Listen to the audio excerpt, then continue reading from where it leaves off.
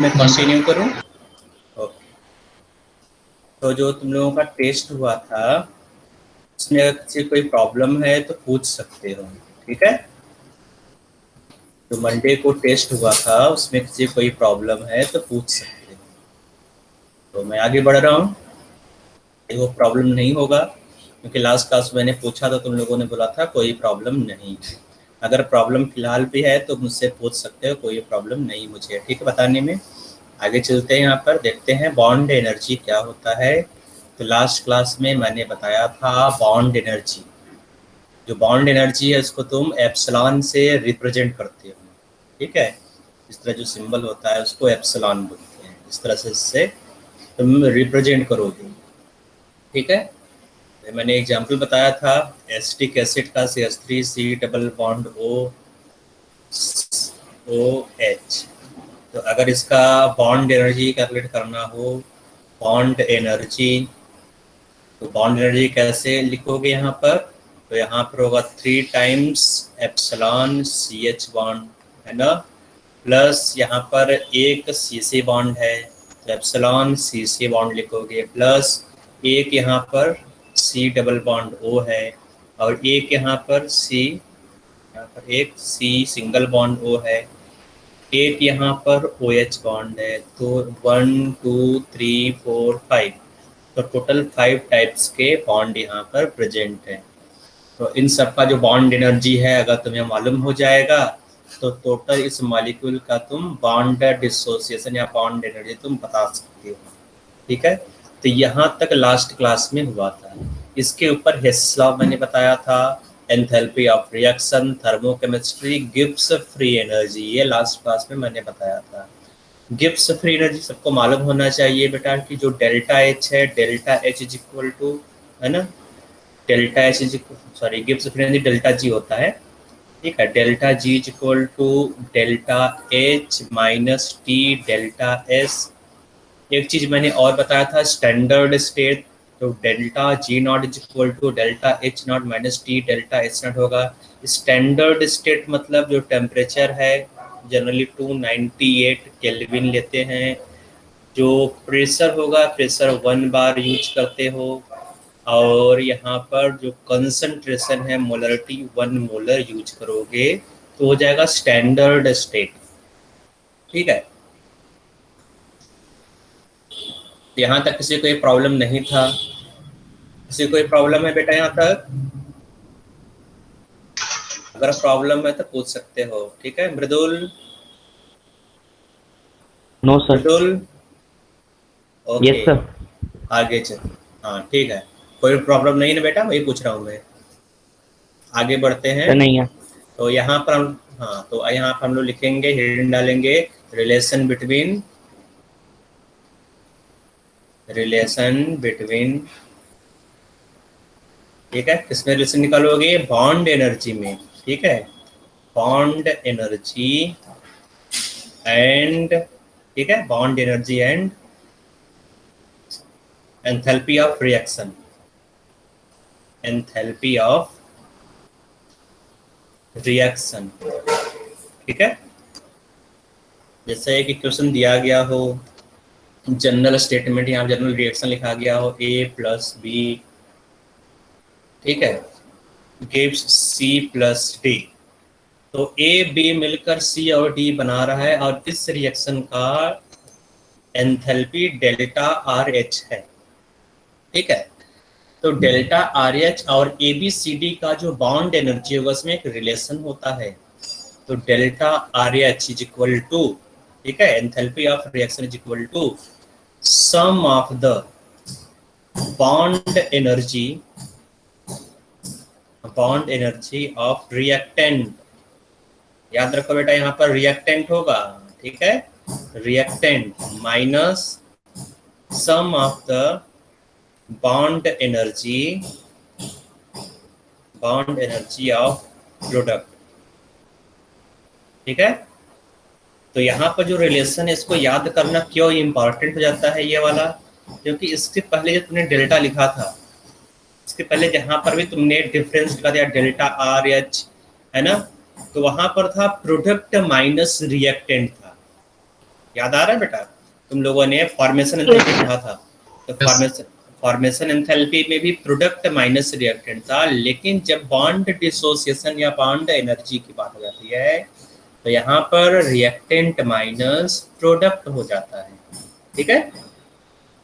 तो यहाँ पर sum of the bond energy of reactant minus sum of the bond energy of product, that is enthalpy of reaction.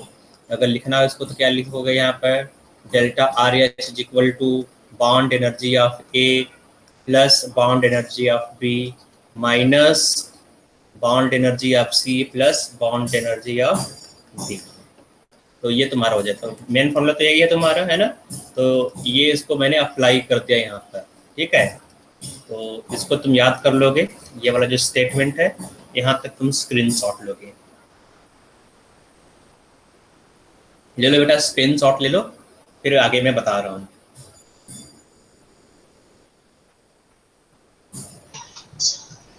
Done sir. हो गया, okay. तो आगे बढ़ते हैं।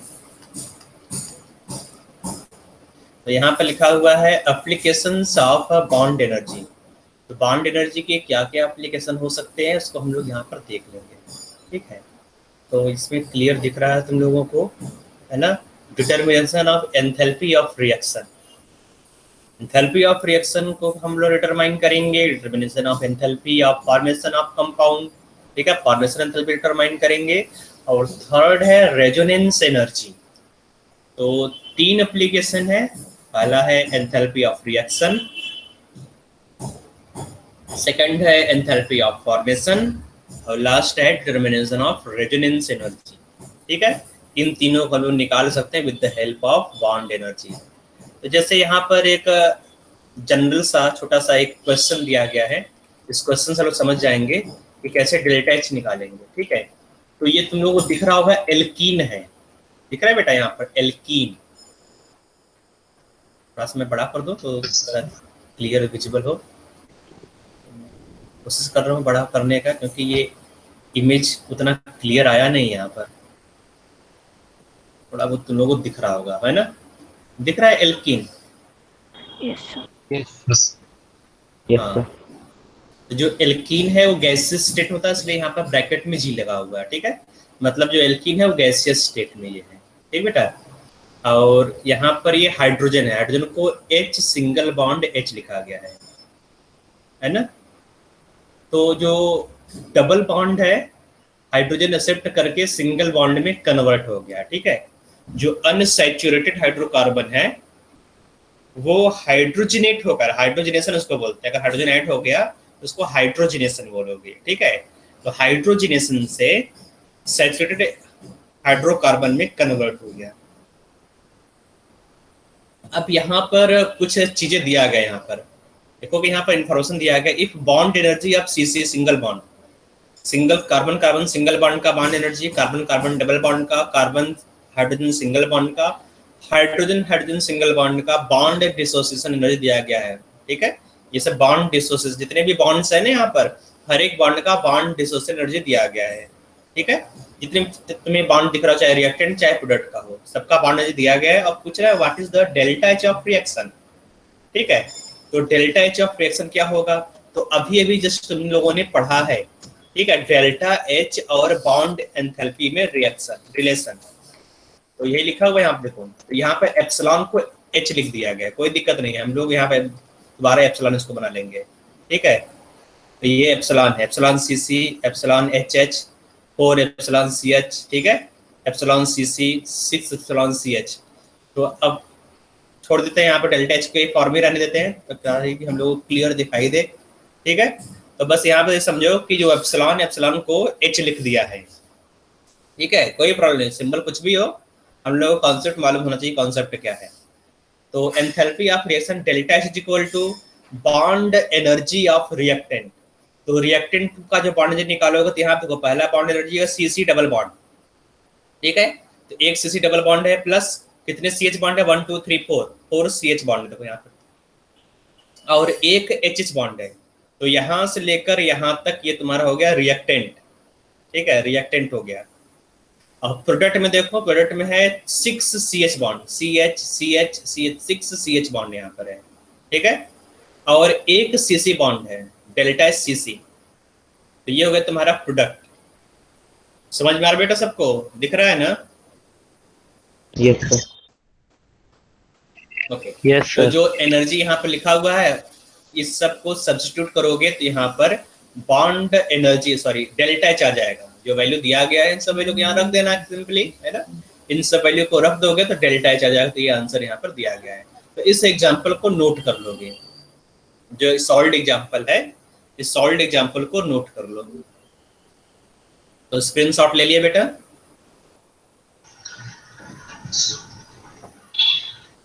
ओके, तो आगे चलते हैं। यहाँ पर आगे लिखा हुआ है determination of enthalpy of formation of.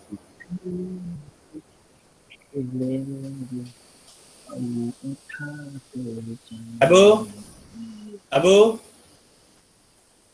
हाँ, मरमरिंग का साउंड तुम्हारे तरफ से आ रहा है। कुछ मरमरिंग आ रहा है वहां तुम्हारे यहाँ से।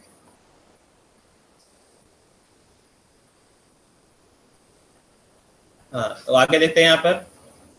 Consider the formation of acetone. ठीक है, तो फॉर्मेशन ऑफ एसीटोन यहाँ पर ये दिया गया है। ये रिएक्शन है, एसीटोन को कैसे बनाओगे। ठीक है, तो यहाँ पर एसीटोन को बनाया गया है उसके एलिमेंट से, है ना? तो एसीटोन में कौन कौन से एलिमेंट है? पहला तो कार्बन है, दूसरा ऑक्सीजन है और थर्ड है हाइड्रोजन। तो 3 एलिमेंट से एसीटोन बना हुआ है। एसीटोन ये होता है CH3 C double bond O, है ना? इसको एसीटोन बोलते हो। एसीटोन एक टाइप का कीटोन है। ठीक है, तो यहाँ पर 3 कार्बन 1 2 3 3 कार्बन है, हाइड्रोजन यहाँ पर 6 है और ऑक्सीजन है। तो उसके एलिमेंट से अगर कोई सब्सटेंस बनाते हो, अगर एलिमेंट से कोई सब्सटेंस बनाओगे तो उसको तुम क्या बोलोगे बेटा? फॉर्मेशन। तो यहाँ पर जो रिएक्शन है फॉर्मेशन है, फॉर्मेशन ऑफ एसीटोन। तो यहाँ पर जब तुम एनर्जी निकालोगे, इसका एनर्जी तुम निकालोगे, तो ये जो रिएक्शन क्या हो जाएगा बेटा? यहाँ पर जो डेल्टा एच है, डेल्टा एच क्या होगा बेटा? Formation enthalpy. ठीक है, तो इसका फॉर्मेशन एंथैल्पी तुम्हें निकालना है एसीटोन का। तो formation enthalpy of acetone is equal to bond energy of reactant minus bond energy of product. ठीक है, तो अगर इन सब वैल्यू तुम यहाँ रखोगे तो तुमको डेल्टा HF मिल जाएगा। समझ आ रहा है बेटा? तो अगर ये सब रखोगे वैल्यू को, तो रिएक्टेंट ये हो गया तुम्हारा, ये तुम्हारा हो गया रिएक्टेंट और ये हो गया प्रोडक्ट। तो रिएक्टेंट माइनस प्रोडक्ट तुम्हारा हो जाएगा फॉर्मेशन एंथैल्पी। थर्ड यहाँ पर है डिटर्मिनेशन ऑफ रेजोनेंस एनर्जी। ठीक है, रेजोनेंस एनर्जी का फॉर्मूला तुम नोट करोगे। Resonance energy equal to experimental और actual heat of formation. Heat of formation formation enthalpy, ठीक है, minus calculated heat of formation. तो अगर किसी सब्सटेंस या बेंजीन का, मान लो तुम्हें बेंजीन का है, तुम्हें रेजोनेंस एनर्जी निकालना हो। ठीक है, ये बेंजीन है, बेंजीन का रेजोनेंस एनर्जी निकालना है तो कैसे निकालोगे? तो एक्सपेरिमेंटल हीट ऑफ फॉर्मेशन निकालोगे। तो जो एक्सपेरिमेंटल हीट ऑफ फॉर्मेशन है ये गिवन रहेगा, दिया रहेगा। कैलकुलेटेड हीट ऑफ फॉर्मेशन तुम निकालोगे, तो कैलकुलेटेड हीट ऑफ फॉर्मेशन कैसे आएगा? यहाँ पर इस फॉर्मूले से निकालोगे। ठीक है, हीट ऑफ फॉर्मेशन यहाँ पर दिया गया है, हीट ऑफ फॉर्मेशन निकाल के यहाँ रखोगे। तो इन दोनों का जो डिफरेंस होगा वो होगा रेजोनेंस एनर्जी। तो इस फॉर्मूला को नोट करो, इस फॉर्मूले के हेल्प से हम लोग रेजोनेंस एनर्जी निकाल लेंगे। ठीक है, आगे एक इलस्ट्रेशन दिया गया, उसको भी हम लोग सॉल्व करेंगे। इलस्ट्रेशन को देखेंगे, इलस्ट्रेशन में क्या लिखा गया है। तो illustration number 1, calculate the bond energy of HCl।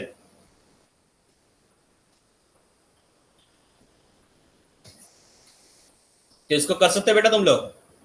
Calculate the bond energy of HCl given that bond energy of H2Cl2 are 430 kilojule per mole and 242 kilojule per mole respectively, and delta HF of HCl is this।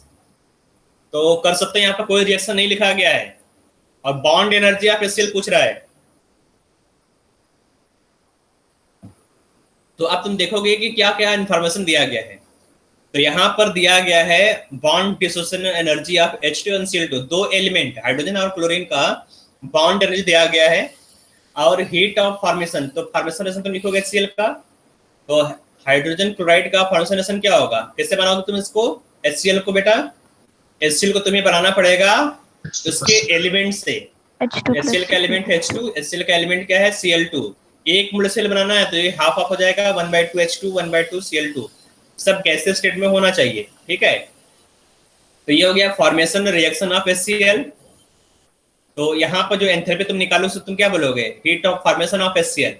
तो heat of formation of HCl क्या होगा बेटा, तो epsilon of reactant minus epsilon of, क्या होगा बेटा, epsilon of product, ये तो होगा, ठीक है। Bond energy of reactant minus bond energy of product, इसको करो, निकालो बेटा कितना आ रहा है, तुम लोग करके बताओ, तुरंत बताओ बेटा करके।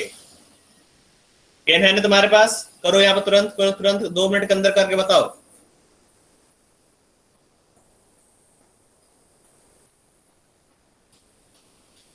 बस केवल यहाँ पर एडिशन सब्ट्रैक्शन करना है।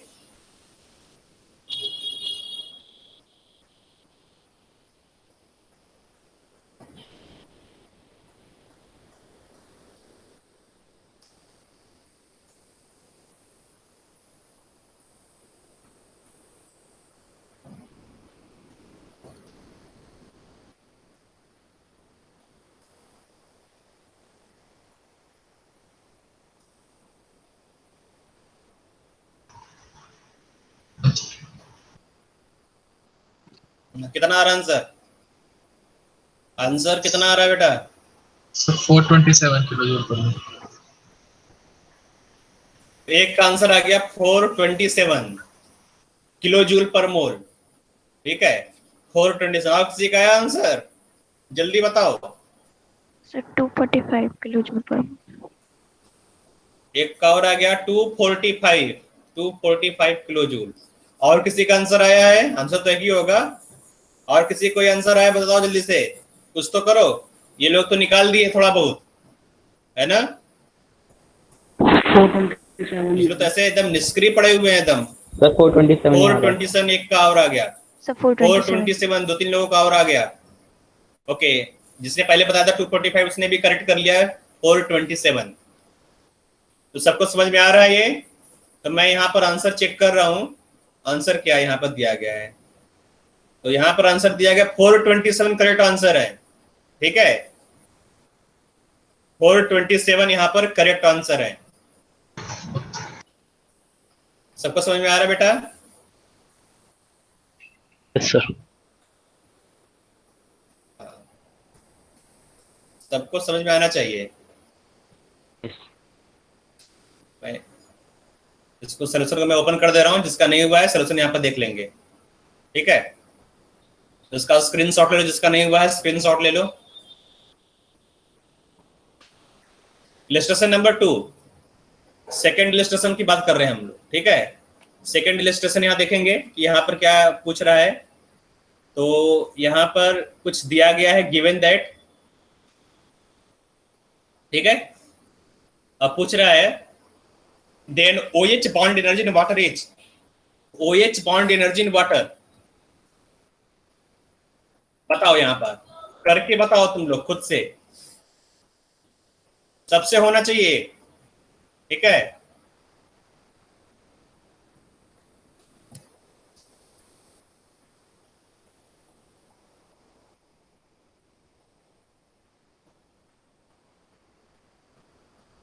सबसे क्वेश्चन बनना चाहिए, बनाओ बेटा, ट्राई तो करो कम से कम एटलीस्ट, है ना।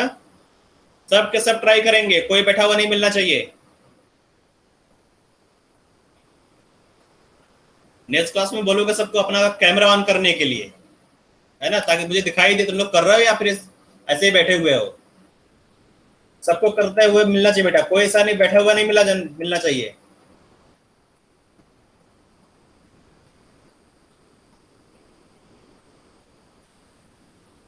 जिसका आगे बताओ ABCD में से कौन सा आंसर है, जिसका आगे तुरंत बताएगा ABCD।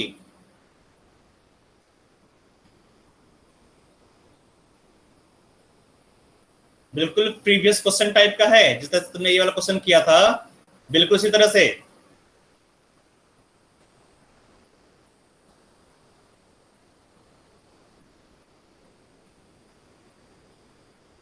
सर एक का आंसर आ गया ए पार्ट।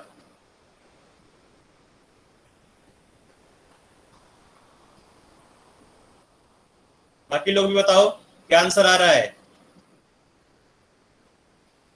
बिल्कुल उसी तरह से तुम्हें करना होगा बेटा, डेल्टा एच, तो डेल्टा एच दिया गया है रिएक्शन का, delta H is equal to bond energy of reactant minus bond energy of product. Sir D आ रहा है।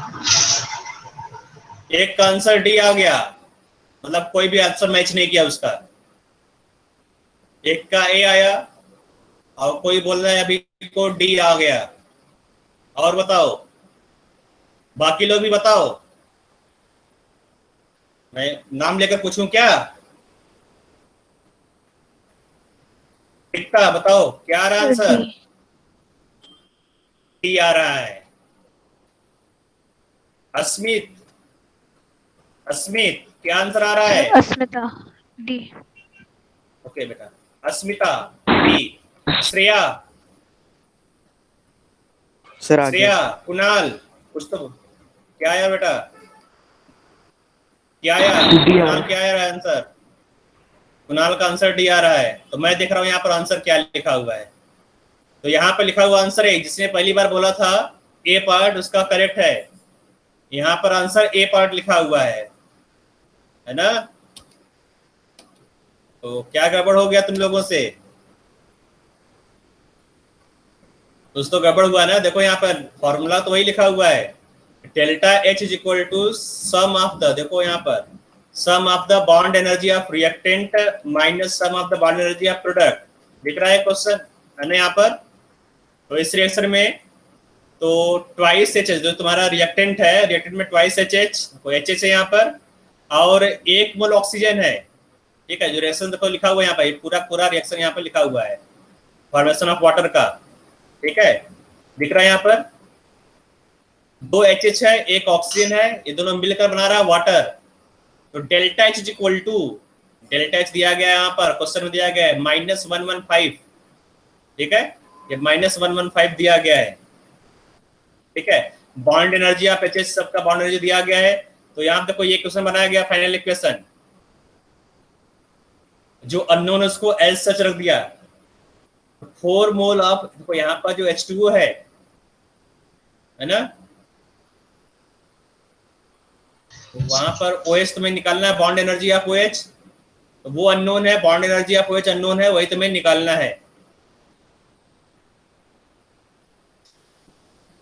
ठीक है, तो अब ये जो रिएक्शन है बैलेंस नहीं, यहाँ पर तुम 2 लगाओगे ना, यहाँ पर यस लोन 2 लगाया नहीं होगा, तो अब 2 लगा दिया मैंने, रिएक्शन बैलेंस देखो 2H2 plus O2 gives twice H2O, तो बैलेंस हो गया, इसलिए यहाँ पर 4OH आया है। ठीक है, अब करेक्ट आएगा तुम लोगों का। तुमने रिएक्शन को बैलेंस नहीं किया होगा, इसलिए आंसर तुम लोगों का गड़बड़ आ रहा था। तो बैलेंस कर लो, अब बैलेंस करने के बाद ये आंसर नोट कर लो। तो ध्यान रखना बेटा, एग्जाम में भी जो रिएक्शन दिया गया उसको पहले ध्यान से देख लेना क्या रिएक्शन बैलेंस है या नहीं। ठीक है, बैलेंस करने के बाद रखोगे। तो यहाँ पे देखो इसने बैलेंस किया, उसके बाद आंसर सही आ गया, तो आंसर होगा ये पार्ट। इसका स्क्रीनशॉट ले लो। सबको समझ में आया बेटा ये क्वेश्चन? आगे बढ़ू। इलस्ट्रेशन नंबर 3, देखो इस इलस्ट्रेशन को देखने के बाद क्वेश्चन को ट्राई करो, सॉल्व करो इसको।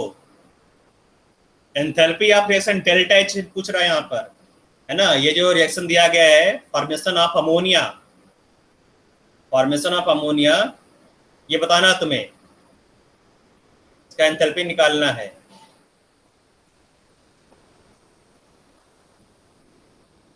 तो मैंने हाईलाइट किया है, उसका फॉर्मेशन एंथैल्पी बताना है, ABCD करके बताओ तुम लोग। ABCD ऑप्शन से कौन सा करेक्ट है? कुछ लोग सो रहे हैं बेटा, सो मत, जगो, अभी सोने का टाइम नहीं आया है। 2 साल बाद सोना तुम लोगों को, मेहनत करते रहना, जगे रहो। जो सो गया है ना, जो सोएगा वो खोएगा। मेहनत तो करना पड़ेगा तुम सबको।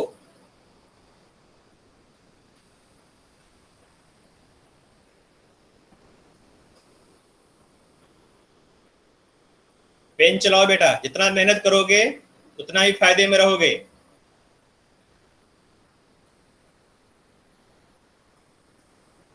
ABCD 4 ऑप्शन दिया गया है,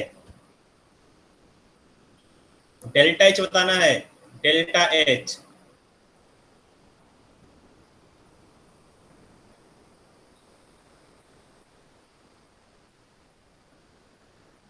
ए। देवेश, एक का आंसर ए पार्ट आ गया, ठीक है, एक का आंसर ए पार्ट आया। देवेश कितना आ रहा तुम्हारा, क्या आ रहा ऑप्शन? सर मैं बोलो। सॉल्व कर रहा हूँ। सॉल्व कर रहे हो। मानस, सौमिल अग्रवाल, सौमिल, गौतम, यस सर दोनों। राहुल, कर रहा हूँ। हाँ राहुल, ओके, तुरंत बताओगे बेटा करने के बाद, है ना?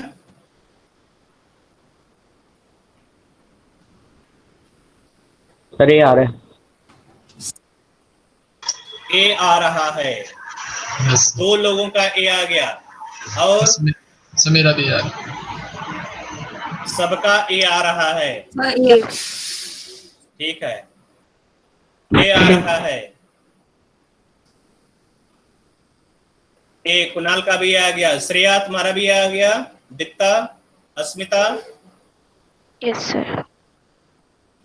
ओके, चलो देखते हैं यहाँ पर कौन सा ऑप्शन करेक्ट है। तो यहाँ पर आंसर दिया गया है, ऑप्शन ए करेक्ट है, ठीक है। तो ऑप्शन ए यहाँ पर करेक्ट है, जिसका भी आया वो सही है। तो ऑप्शन ए यहाँ पर करेक्ट है, राइट आंसर है, ठीक है। तो ऑप्शन ए, ठीक है, ऑप्शन ए यहाँ पर करेक्ट है, मैं इसको टिक कर दूंगा, ऑप्शन ए करेक्ट। तो नोट कर लो यहाँ पर, इसका स्क्रीनशॉट ले लो, ऑप्शन ए करेक्ट है, इसको भी नोट कर लो। आगे चलते हैं, आगे हम लोग पढ़ना है lattice energy of an ionic crystal. Ionic crystal में लैटिस एनर्जी क्या होगा, याद आ रहा तुम लोगों को? चैप्टर 1 में तुम लोगों ने पढ़ा था, सॉरी चैप्टर 1 बोल रहा हूं मैं, बॉन्ड क्या था, केमिकल बॉन्डिंग में, केमिकल बॉन्डिंग में तुम लोगों ने पढ़ा था लैटिस एनर्जी। लैटिस एनर्जी को सिंबल कैपिटल यू से रिप्रेजेंट करते हैं, याद आ रहा है तुम लोगों को, है ना? यस। तो लैटिस एनर्जी क्या होता है कि जो आयनिक कंपाउंड है क्रिस्टलाइन होते हैं, क्रिस्टल के फॉर्म में आयनिक कंपाउंड होते हैं, ठीक है, और उस क्रिस्टल को तुम्हें ब्रेक करना है। इसी तरह से क्रिस्टल बना रहेगा आयनिक कंपाउंड, जैसे NaCl शॉर्ट ले लिया तो NaCl इस तरह से क्रिस्टल के फॉर्म में रहेगा। सॉलिड जितने भी सॉलिड है वो क्रिस्टल के फॉर्म में रहते हैं, जुड़े रहते हैं एक दूसरे से इस तरह से।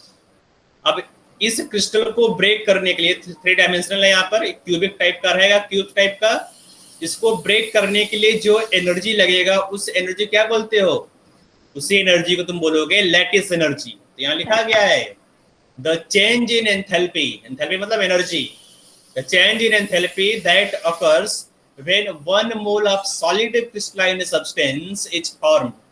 जितना एनर्जी तोड़ने में उतना बनाने में भी लगेगा, तो यहाँ पर फॉर्मेशन लिखा हुआ, ठीक है। तो यहाँ पर फॉर्मेशन, तो energy utilized to form 1 mole of crystal from its gaseous ion is known as lattice energy, ठीक है। तो अब अगर मान लो तुम्हारे पास एक लैटिस है AB, तो AB सॉलिड होगा बेटा, जितने भी लैटिस है वो सॉलिड स्टेट में एग्जिस्ट करते हैं, मालूम है कि नहीं तुम लोगों को? जो क्रिस्टाइन सब्सटेंस है वो सॉलिड फॉर्म में रहते हैं, लेकिन इस सॉलिड को तुम्हें बनाना कैसे है, इसके इंडिविजुअल आयन से। यहाँ पर आयन क्या होगा, A+ B-, ये तो हो सकता है यहाँ पर आयन, है ना, और ये आयन गैसियस स्टेट में होना चाहिए, आयन्स गैसियस स्टेट में होना चाहिए, और जो तुम्हारा प्रोडक्ट बन रहा है वो सॉलिड स्टेट में होना चाहिए। बेटा यहाँ पर फिजिकल स्टेट बहुत इंपॉर्टेंट है। आयन्स देखो, आयन्स गैसियस स्टेट में, जो तुम्हारा प्रोडक्ट है वो सॉलिड स्टेट में, ठीक है। तो अब ये जो तुम्हारा प्रोडक्ट है ये 1 मोल होना चाहिए, 1 मोल। तो 1 मोल प्रोडक्ट को तुम बना रहे हो from its constituent ion in gaseous state. तो यहाँ पर जो एनर्जी एक्सचेंज होगा, जो एनर्जी यूटिलाइज होगा, ठीक है, जो एनर्जी यहाँ पर रिलीज होगा उस एनर्जी तुम क्या बोलोगे, उसी को तुम बोलोगे लैटिस एनर्जी, ठीक है। तो यहाँ पर लैटिस एनर्जी को कैपिटल यू से रिप्रेजेंट करोगे, कैपिटल यू। तो अब यहाँ पे जो लैटिस एनर्जी है उसको तुम डायरेक्ट मेजर नहीं कर पाते हो। जो लैटिस एनर्जी है उसके डायरेक्ट मेजरमेंट का कोई सिस्टम नहीं है, तुम डायरेक्ट किसी भी सब्सटेंस का लैटिस एनर्जी तुम मेजर नहीं कर पाओगे। तो अगर तुम डायरेक्ट मेजर नहीं कर पाओगे तो उसको हम लोग किस तरह मेजर करेंगे बेटा, इनडायरेक्ट मेथड से।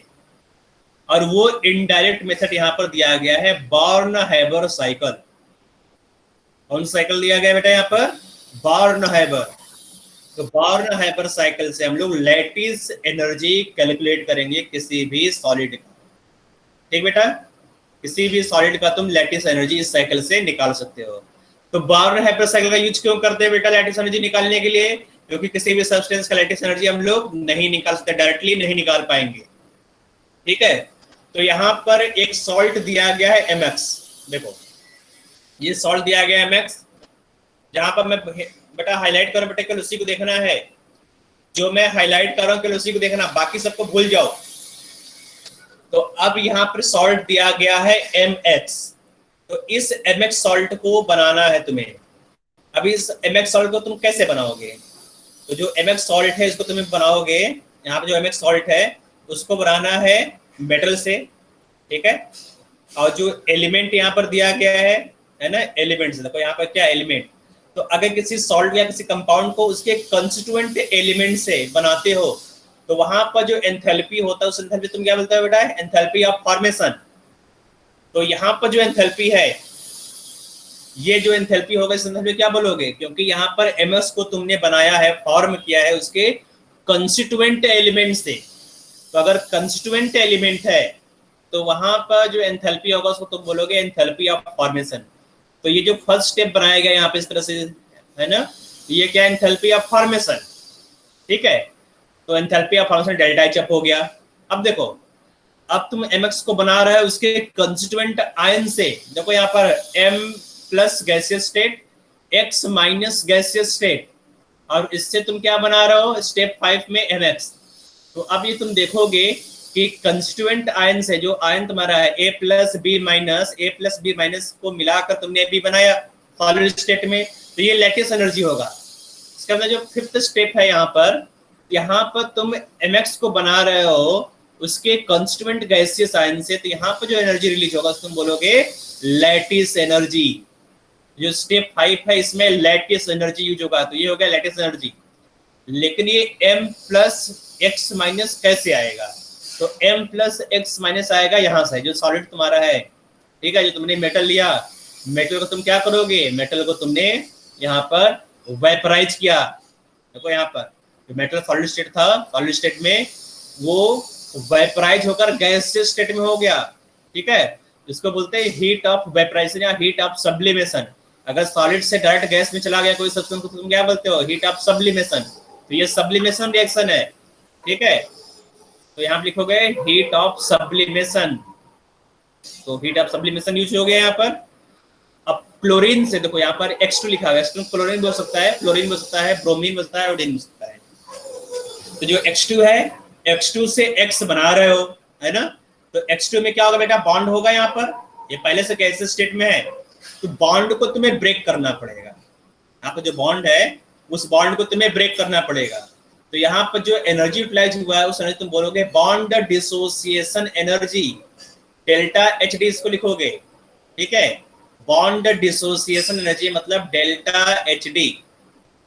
तो इसको 1/2 लोगे, क्योंकि हाफ मोल, देखो यहाँ पर हाफ मोल क्लोरीन है इसलिए 1/2 डेल्टा HD लगेगा। ठीक है, तो यहाँ पर ये Xg हो गया और Mg हो गया। अभी भी देखो ये एटॉमिक स्टेट में है, एटम मतलब न्यूट्रल है ये। यहाँ पर जो Xg है ये भी न्यूट्रल है, इसको आयंस में कन्वर्ट करना है। तो न्यूट्रल गैसियस एटम को तुमने आयंस में कन्वर्ट कर दिया है ना। इसका मतलब ये आयंस में कैसे कन्वर्ट होगा? यहाँ से तुम एक इलेक्ट्रॉन को रिमूव करो, जो M है M में से एक इलेक्ट्रॉन को रिमूव करो, और अगर एक इलेक्ट्रॉन को निकालते हो तो वो एनर्जी क्या होता है बेटा? Ionization energy. जो स्टेप 3 वो क्या है बेटा? ये आयनाइजेशन एनर्जी है। ठीक है, तुमने M को आयनाइज किया। स्टेप 4 को देखो, यहाँ जो स्टेप 4 है, तुमने एक एटम के आउटर मोस्ट सेल में एक इलेक्ट्रॉन को ऐड किया। ठीक है, addition of electron outermost gaseous atom. तो ये होता है इलेक्ट्रॉन गेन एंथैल्पी या फिर इलेक्ट्रॉन अफिनिटी इसको बोलते हो। याद आ रहा है बेटा पीरियोडिक प्रॉपर्टीज में? यस। Electron affinity. तो स्टेप 4 हो गया इलेक्ट्रॉन अफिनिटी, स्टेप 3 हो गया आयनाइजेशन एंथैल्पी। तो अब देखो जितने भी स्टेप 1 2 3 4 5 जितने भी स्टेप है, हर एक स्टेप का एनर्जी तुमने लिख लिया है ना। तो इसी को डिटेल में नीचे दिया गया है, conversion of metal to gaseous atom, तो M to Mg यहाँ क्या है, सब्लिमेशन, ठीक है। और यहाँ पे स्टेप 2 में क्या है बेटा, डिसोसिएशन एनर्जी यहाँ पर दिया गया है, लेकिन ये आधा चाहिए बेटा, केवल एक x चाहिए, तो यहाँ पर 1/2 रखोगे, 1/2 डेल्टा H2, ठीक है। स्टेप 3 में क्या है, तुमने इसको आयनाइज किया तो आयनाइजेशन एनर्जी डेल्टा H3 हो गया। स्टेप 4 में क्या है बेटा, डेल्टा H4 इलेक्ट्रॉन एफिनिटी। और स्टेप 5 में क्या है, लैटिस एनर्जी, तुम्हें लैटिस एनर्जी को ही निकालना है, ठीक है। तो यहाँ पर हेस लॉ का यूज करोगे, हेस लॉ का यूज करोगे, मतलब ये तुम्हारा क्या है, यहाँ से यहाँ तक जो एनर्जी का सम है that is equal to this. इन सब रिएक्शन को अगर ऐड करोगे, अगर इन सबको ऐड करोगे, ठीक है, इन सबको ऐड करोगे, इन सबको ऐड करोगे, तुम्हें क्या मिलेगा, हीट ऑफ फॉर्मेशन, ठीक है, heat of formation of mx, ठीक है।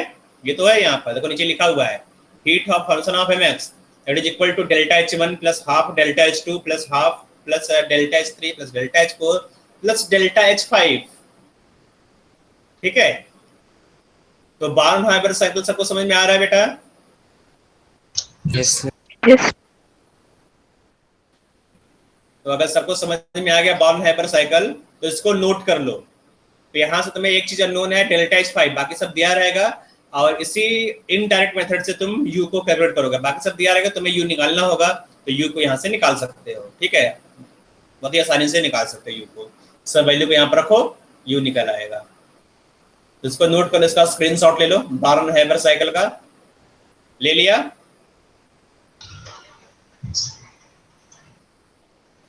ठीक है, ले लिया, तो आगे बढ़ते हैं। एक इलस्ट्रेशन दिया गया, इस इलस्ट्रेशन को सॉल्व कर लेते हैं, ठीक है। तो ये इलस्ट्रेशन दिया गया है, अच्छा बहुत सारा इलस्ट्रेशन है, तो है तो एक पे चेक करना था, कोई बात नहीं, देख लेते हैं यहाँ पर। What is the expression of lattice energy U of CaBr2? तो CaBr2 क्या बेटा, यहाँ पर सॉल्ट है, Ca कैल्शियम ब्रोमाइड, ठीक है। तो कैल्शियम ब्रोमाइड यहाँ पर सॉल्ट है, तो इसका बार्नहाइमर साइकिल बनाना है, ठीक है। जिससे तुमने ऊपर mx का बनाया है, उसी तरह से यहाँ पर CaBr2 का बनाना होगा। तो CaBr2 तुम कैसे बनाओगे बेटा, जो CaBr2 है कैल्शियम ब्रोमाइड है, उसको तुम पहले कैसे बनाओगे, उसके एलिमेंट से। तो एलिमेंट यहाँ पर क्या क्या है, यहाँ पर जो एलिमेंट होगा, एक तो एलिमेंट तुम्हारा कैल्शियम हो गया, है ना, दूसरा क्या है ब्रोमीन, जो ब्रोमीन है वो लिक्विड स्टेट में रहेगा, जो कैल्शियम है सॉलिड स्टेट में।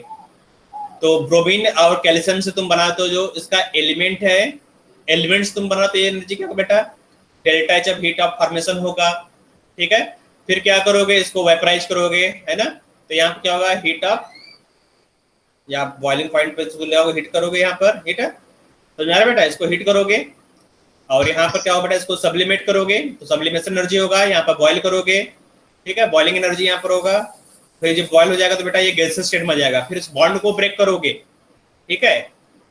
तो यहाँ पर बार्नहाइमर साइकिल बना हुआ पहले से, मैं इसको डायरेक्ट यूज कर ले रहा हूँ, तो यहाँ पर मैं दिखा दे रहा हूँ, ठीक है। तो जो मैंने वहाँ बोला बेटा ऊपर अभी, तो वही ध्यान दिया, देखो कैल्शियम है, इसको ब्रोमीन से रिएक्ट करा है, ब्रोमीन लिक्विड स्टेट में होगा, ठीक है, ब्रोमीन लिक्विड स्टेट में है। और फिर हीट ऑफ फॉर्मेशन CaBr2, तो कैल्शियम को यहाँ पर सब्लिमेट किया, तो हीट ऑफ सॉल्यूशन को कैपिटल S लिखा हुआ है, तो गैसियस स्टेट में आ गया। जो कैल्शियम है, कैल्शियम को देखो डाई कटायन में कन्वर्ट करना है, डाई कटायन, ठीक है। तो अगर इसको डाई कटायन में कन्वर्ट करोगे तो यहाँ पर कितने आयनाइजेशन एनर्जी होगा बेटा, जो टोटल आयनाइजेशन एनर्जी होगा वो IE1 प्लस IE2 होगा, क्योंकि तुमने बारी बारी से 2 इलेक्ट्रॉन को निकाला। अगर तुमने फर्स्ट इलेक्ट्रॉन निकाला तो क्या होगा, IE1, फिर तुमने सेकंड इलेक्ट्रॉन को भी निकाला तो IE2 हो जाएगा, ठीक है। फिर यहाँ पर जो तुमने बॉन्ड देखा है यहाँ पर ब्रोमीन में, उस बॉन्ड को डिसोसिएट किया तो ब्रोमीन गैस बन गया, ठीक है। और ब्रोमीन गैस में जो बॉन्ड है उसको डिसोसिएट कराया, है ना, यहाँ ये डिसोसिएशन एनर्जी यहाँ पर है, पहले ब्रोमीन गैस बन गया। अब यहाँ पर तुमने 2 इलेक्ट्रॉन को ऐड कराया, 2 ब्रोमीन है ना, तो यहाँ पर 2 इलेक्ट्रॉन गेन एंथैल्पी या इलेक्ट्रॉन एफिनिटी लगेगा। एक ब्रोमीन में 1 इलेक्ट्रॉन ऐड करोगे, है ना, तो क्या होगा, यहाँ पे जो एनर्जी लगेगी बेटा उसको EA बोलोगे, ये बन जाएगा Br माइनस। इस तरह इस रिएक्शन को अगर तुम डबल करोगे तो जो रिएक्शन का एनर्जी वो भी डबल हो जाएगा। चलो यहाँ पर 2EA लिखा हुआ है तो ट्वाइस Br माइनस बन जाएगा। जब इसके कंस्टिट्यूएंट आयन से लैटिस को बनाओगे तो क्या हो जाएगा lattice energy, capital U CaBr2। ठीक है, तो अब इस रिएक्शन को लिखा गया यहाँ पर heat delta HF is equal to, ठीक है, तो delta HF is equal to, delta HF यहाँ लिखा ही नहीं है, डेल्टा HF मैं लिख दे रहा हूँ, delta HF is equal to S plus IE1 plus IE2 plus D plus twice EA, D plus twice EA plus UCaBr2। ठीक है, तो अब यहाँ से तुम इसको साइड को चेंज कर दो, लैटिस एनर्जी आप कैल्शियम ब्रोमाइड आ जाएगा। ये प्लस कर लेना कुछ, ये जो माइनस को प्लस कर लेना, तो नोट कर लो इसको। इसमें डी क्या है?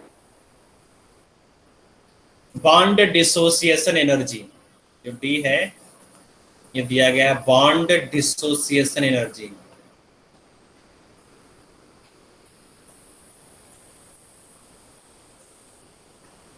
ठीक है, ब्रोमीन में जो बॉन्ड को अलग अलग किया, ब्रेक किया तो ब्रोमाइड बन गया, ब्रोमीन एटम बन गया। इस तरह ऊपर तुमने यहाँ पे बॉन्ड को ब्रेक किया था ना, क्लोरीन का डिसोसिएशन एनर्जी आया था, देखो डिसोसिएशन ऑफ Cl2 मॉलिक्यूल, तो यही है। नोट कर लिया, आगे बढ़े बेटा, स्क्रीनशॉट ले लो इसका। तो आगे चलते हैं, आगे लिखा हुआ what is the relation between, हाँ बोलो सर जो लास्ट बोलो, स्टेप बोलो। है इसे एंथैल्पी ऑफ न्यूट्रलाइजेशन कह सकते हैं? नहीं, न्यूट्रलाइजेशन नहीं, न्यूट्रलाइजेशन एंथैल्पी ऑफ न्यूट्रलाइजेशन क्या होता है, एसिड और बेस अगर रिएक्ट करेगा तो वहां पर जो एंथैल्पी रिलीज होगा उसको एंथैल्पी ऑफ न्यूट्रलाइजेशन बोलते हैं। एसिड बेस में जो एनर्जी रिलीज होता है उसको न्यूट्रलाइजेशन वर्ड में किया गया है। ठीक है, चार्ज को न्यूट्रलाइज करने को न्यूट्रलाइजेशन है, हाँ, तो जो चार्ज है, चार्ज को अगर तुम न्यूट्रलाइज करते हो उसको न्यूट्रलाइजेशन एनर्जी नहीं बोलते हैं। ठीक है, ओके सर। वर्ड भले ही न्यूट्रलाइजेशन वहां पे यूज करते हैं लेकिन न्यूट्रलाइजेशन एनर्जी वो नहीं होगा। जो वर्ड न्यूट्रलाइजेशन दिया गया वो एसिड बेस न्यूट्रलाइजेशन के लिए दिया जाता है। आगे चलते हैं यहाँ पर, what is the relation between delta H and delta I। Delta I यहाँ पर ये पुराना सिंबल दिया गया है, डेल्टा U। डेल्टा U मतलब इंटरनल एनर्जी, इंटरनल एनर्जी। ठीक है, what is the relation between delta H and delta U for this reaction. तुम्हें मालूम है कि डेल्टा H और डेल्टा U में रिलेशन क्या होता है, delta H is equal to delta U plus delta NGRT। याद है ये रिलेशन, मैंने इसको हाईलाइट कराया था, बोला था इसको याद कर लेना।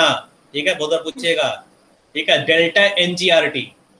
तो अब यहाँ पे बेसिकली तुम्हें डेल्टा NG निकालना है, तो डेल्टा NG क्या होता है बेटा, difference of number of moles of gaseous constituent. तो डेल्टा NG यहाँ पर कितना होगा बताओ, ये तो लिक्विड है 0 प्लस सॉलिड बेटा ये गैसियस स्टेट में 1 होगा, प्रोडक्ट माइनस रिएक्टेंट, तो रिएक्टेंट में क्या आ गया यहाँ पर 2 + 1 3, तो कितना डेल्टा NG है बेटा यहाँ पर -2।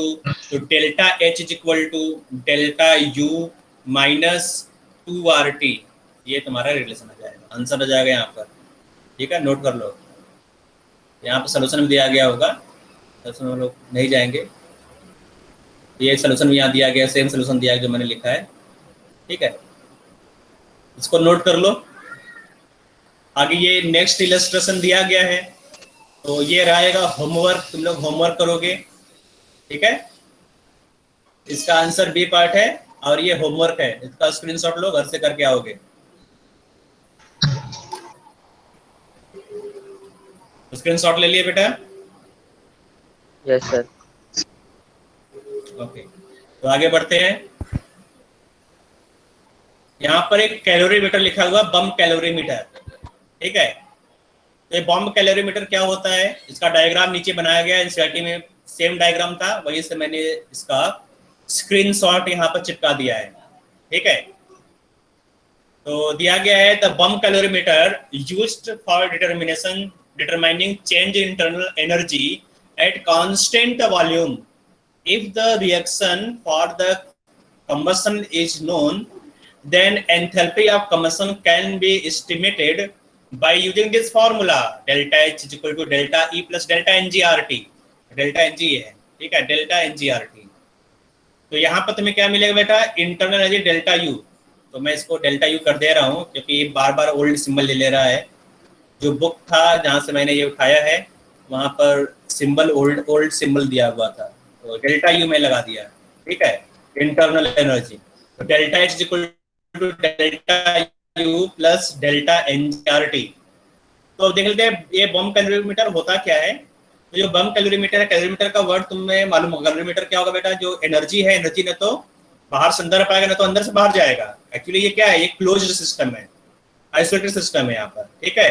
तो इस आइसोलेटेड सिस्टम में जितना भी एनर्जी रिलीज होगा वो एनर्जी, जितना भी एनर्जी यहाँ से रिलीज होगा वो वाटर एब्जॉर्ब कर, देखो यहाँ पे जो कैलोरीमीटर है ना, जो रिएक्शन होगा इस बम के अंदर होगा। ये जो दिख रहा है बेटा, ये बम लिखा हुआ है, एक ग्लास का एक चैम्बर होता है, ठीक है, ग्लास का चैम्बर होगा, उसके अंदर रिएक्शन होता है।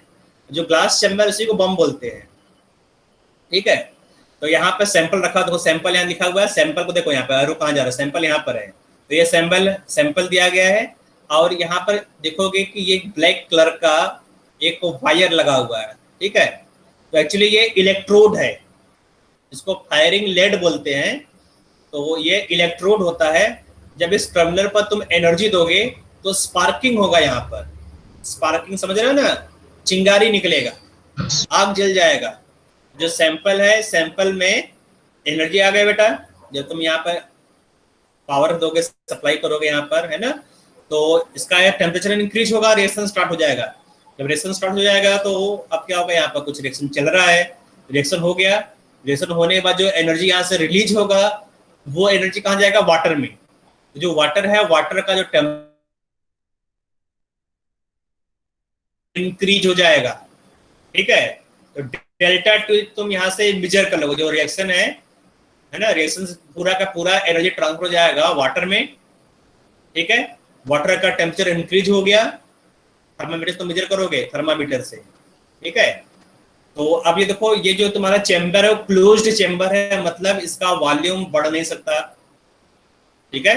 तो वॉल्यूम यहाँ पर कांस्टेंट है, तो एक कांस्टेंट वॉल्यूम पर तुमने डेल्टा टी को मेजर किया, ठीक है। तुम्हें निकालना होगा क्यू इज इक्वल टू क्या होता है बेटा, M H delta T, formula तुमने पढ़ा होगा, Q is equal to M H delta T. और हर एक कैलोरीमीटर का एम एस वैल्यू फिक्स होता है, दिया रहेगा, कांस्टेंट होता है, ठीक है। इसको बोलते हैं हीट कैपेसिटी। हीट कैपेसिटी हर एक कैलोरीमीटर का कांस्टेंट दिया रहेगा। इसका मतलब अगर तुम्हें हीट कैपेसिटी जेड मालूम हो, अगर तुम्हें हीट कैपेसिटी जेड मालूम हो तो डेल्टा टी से मल्टीप्लाई करके क्यू निकाल लोगे। और ये जो क्यू है ये कांस्टेंट वॉल्यूम पर क्यू है, क्यू एट कांस्टेंट वॉल्यूम। तो इसी तुम क्या लिखोगे, इसी को तुम इंटरनल एनर्जी तो लिखोगे तुम, heat exchange at constant volume is known as internal energy. तो तुमने यहाँ पर इंटरनल एनर्जी निकाल लिया। अगर तुमने इंटरनल एनर्जी निकाल लिया तो डेल्टा एच निकल आएगा इस फॉर्मूले से। जो फॉर्मूला है delta H is equal to delta U plus delta NGRT, इस फॉर्मूले से डेल्टा एच आ जाएगा, है ना। हाँ, तो यही है, तूने फॉर्मूला का यूज किया, डेल्टा एच निकाल गया। पहले तुम निकालो डेल्टा यू, फिर निकालोगे डेल्टा एच, दोनों निकल आएगा। तो जो मैंने ऊपर बताया फॉर्मूला वगैरह ये सब नीचे यहाँ पर डिटेल में दिया गया है। चलो इसका तुम स्क्रीनशॉट लोगे, डेल्टा टी कैसे आया, Q is equal to M S delta T, ये हीट फॉर्मूला है, ये थर्मोडायनेमिक्स में मैंने बताया था। इसके नीचे वाला यहाँ पर यही ना, क्या Q equals to Z into delta T, ये वाला, हाँ ये वाला। तो यहाँ पर जो ms है उसको z लिख दिया गया है, z जो ms है इसी को z लिखा गया है। अगर तुम कंपेयर करोगे तो डेल्टा टी यहाँ पर आ गया, Q यहाँ पर आ गया, तो ms तो z है, z is equal to ms है, हीट कैपेसिटी, ठीक है, हीट कैपेसिटी। जो कैलोरीमीटर का हीट कैपेसिटी उसको जेड से रिप्रेजेंट करोगे, ठीक बेटा। यहाँ लिखा हुआ देखो, Z is equal to heat capacity of calorimeter system. Delta T क्या है, राइज इन टेम्परेचर, ठीक है।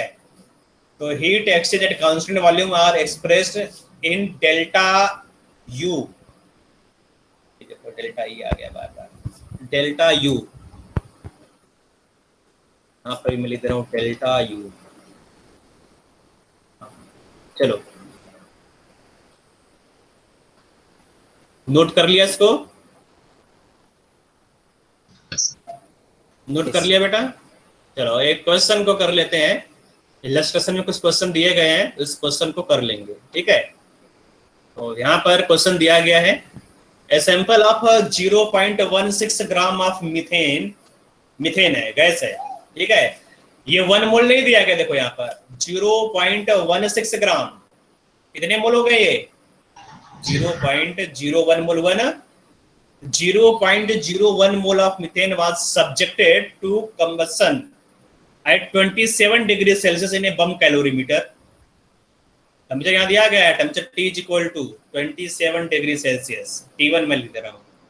The temperature of calorimeter system was found to rise by 0.5 degree Celsius. तो rise in temperature मतलब डेल्टा T दिया गया है, delta T दिया गया है 0.5।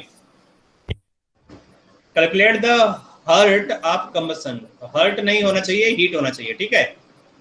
ये गड़बड़ लिखा गया है, यहाँ इसको करेक्ट कर देता हूं मैं। Calculate the heat of combustion of methane, number 1 eight constant volume, number 2 at constant pressure. तो अगर तुम्हें कांस्टेंट वॉल्यूम कांस्टेंट प्रेशर कुछ निकालना हो तो पहले तुम्हें क्या चाहिए बेटा, कैलोरीमीटर कांस्टेंट जेड वैल्यू तुम्हें चाहिए, जो जेड वैल्यू दिया गया है, ठीक है। जो जेड है, Z is equal to 17.7 kilojoule पर केल्विन दिया गया है। तो ये जेड दिया गया, आर कल तुम्हें मालूम पहले से, इसका देना न देना बराबर है, ठीक है। तो सब कुछ दिया गया है। तो अब तुम्हें याद रहना चाहिए बेटा कितने ग्राम सैंपल है। तो जो हीट ऑफ कंबसन होता है किसी सब्सटेंस का, ठीक है, यहाँ क्या थर्मल, तो यहाँ लिखा हुआ calculate the heat of combustion. तो यहाँ पर तुम मिथेन का कंबसन करा रहे हो, CH4 plus O2 gives carbon dioxide plus water, ठीक है। तो ये हीट ऑफ कंबसन होता है यहाँ पर। इसी तरह तुम निकालते हो हीट ऑफ कंबसन, उसको तुम बैलेंस भी कर सकते हो, कोई दिक्कत नहीं है, बैलेंस भी कर सकते हो। तो ठीक है, मैं बैलेंस कर दिया, बैलेंस हो गया। जब हीट ऑफ कंबसन लेते हो तो यहाँ पर जो रिएक्टेंट है कितना होना चाहिए बेटा, मैंने बताया था स्टार्टिंग में, हीट ऑफ कंबसन में रिएक्टेंट कितने मोल होना चाहिए, 1 मोल, जबकि 1 मोल से कम है, ठीक है, 0.01 मोल है। तो यार बेटा तो इतना निकालेंगे और उसको 1 मोल देंगे कि 1 मोल में कितना एनर्जी निकलेगा, इतने में कितना एनर्जी रिलीज हो रहा है, उसको अगर तुमने निकाल लिया, अगर मान लो यहाँ पर 0.01 मोल में एनर्जी रिलीज हो रहा है E, तो 1 मोल में कितना एनर्जी रिलीज होगा निकाल लोगे कि नहीं? यस, निकाल लोगे ना? Yes. ओके, तो यहाँ पर तुम निकालोगे डेल्टा U। तो delta U is equal to क्या होगा, Z इंटू डेल्टा T, ठीक है। समझ में आ रहा है बेटा, मल्टीप्लाइड बाई, तो ये जो तुमने निकाला कितने ग्राम के लिए है, कितने मोल्स के लिए है, 0.01 मोल के लिए, जब तुम्हें निकालना 1 मोल के लिए, ठीक है। तुमने ये निकाला किसके लिए, कितने मोल के लिए बेटा, 0.01 मोल के लिए। तो पर मोल तुम निकालोगे तो पर मोल में आ जाएगा, है ना, 0.01 मोल से डिवाइड कर दो, पर मोल आ जाएगा, ठीक है। तो जेड का तुमने ये है, जेड का value 17.7 multiplied by delta T, delta T का वैल्यू है 0.5, ठीक है, डिवाइड बाई 0.01, तो ये आ जाएगा आंसर यहाँ पर। तो आंसर यहाँ पर नोट कर दूं मैं, तो ये आंसर जो है 17.7 मल्टीप्लाइड बाई 0.5 डिवाइड बाई 0.01, ठीक है, तो यह आ जाएगा 885 किलोजूल पर मोल, ठीक है।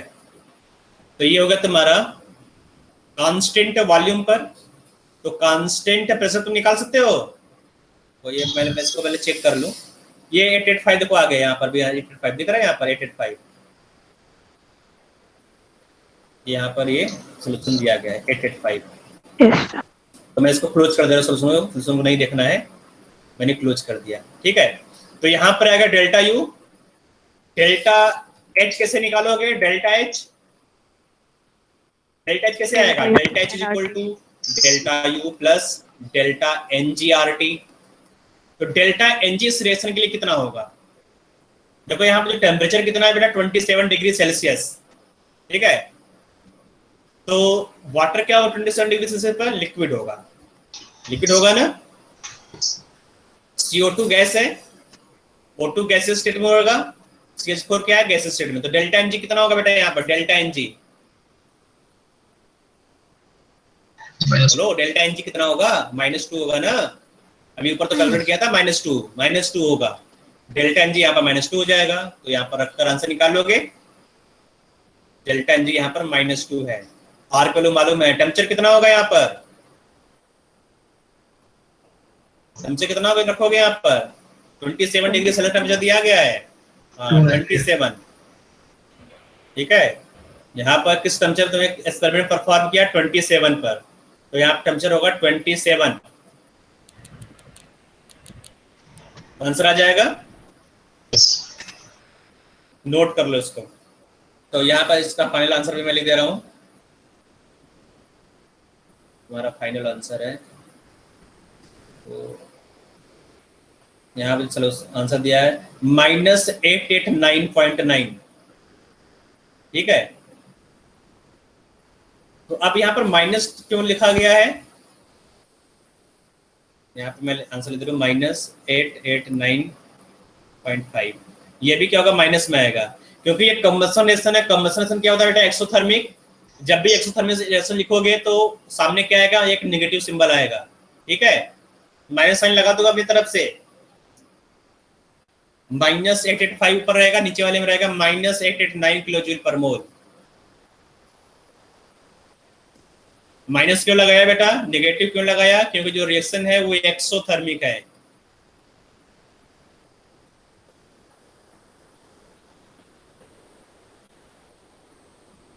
स्क्रीनशॉट ले लिया? चलो आगे देखते हैं। तो यहाँ पर लास्ट टॉपिक है हम लोगों का एक फॉर्मूला, और फॉर्मूला है variation of heat capacity, variation of heat of reaction with temperature. तो heat of reaction with temperature का जो फॉर्मूला है ना, यहाँ पर दिया गया है Kirchhoff's equation. The heat of reaction depends on temperature, the relation between two is known as Kirchhoff's equation, ठीक है। तो किरचॉफ्स इक्वेशन क्या है बेटा? इसे रिएक्शन तूने लिखा रिएक्टेंट गिव्स प्रोडक्ट। तो अगर तुम टेम्परेचर T1 से टेम्परेचर को इंक्रीज किया, T2 कर दिया, T1 से टेम्परेचर T2 हो गया, ठीक है। तो जो हीट कैपेसिटी है, जो डेल्टा, जो Cp है, Cp भी चेंज हो जाएगा और Cv भी चेंज हो जाएगा। तो change in heat capacity is delta Cp and delta Cv। तो डेल्टा Cp क्या है? Delta H2 minus delta H1। Delta Cp कैसे निकालोगे? Delta Cp is equal to delta H2 minus delta H1 divide by T2 minus T1। Second, delta Cv कैसे आएगा? Delta Cv is equal to delta E2 minus delta E1 divide by T2 minus T1। तो ये दो formula लिख लोगे, है ना।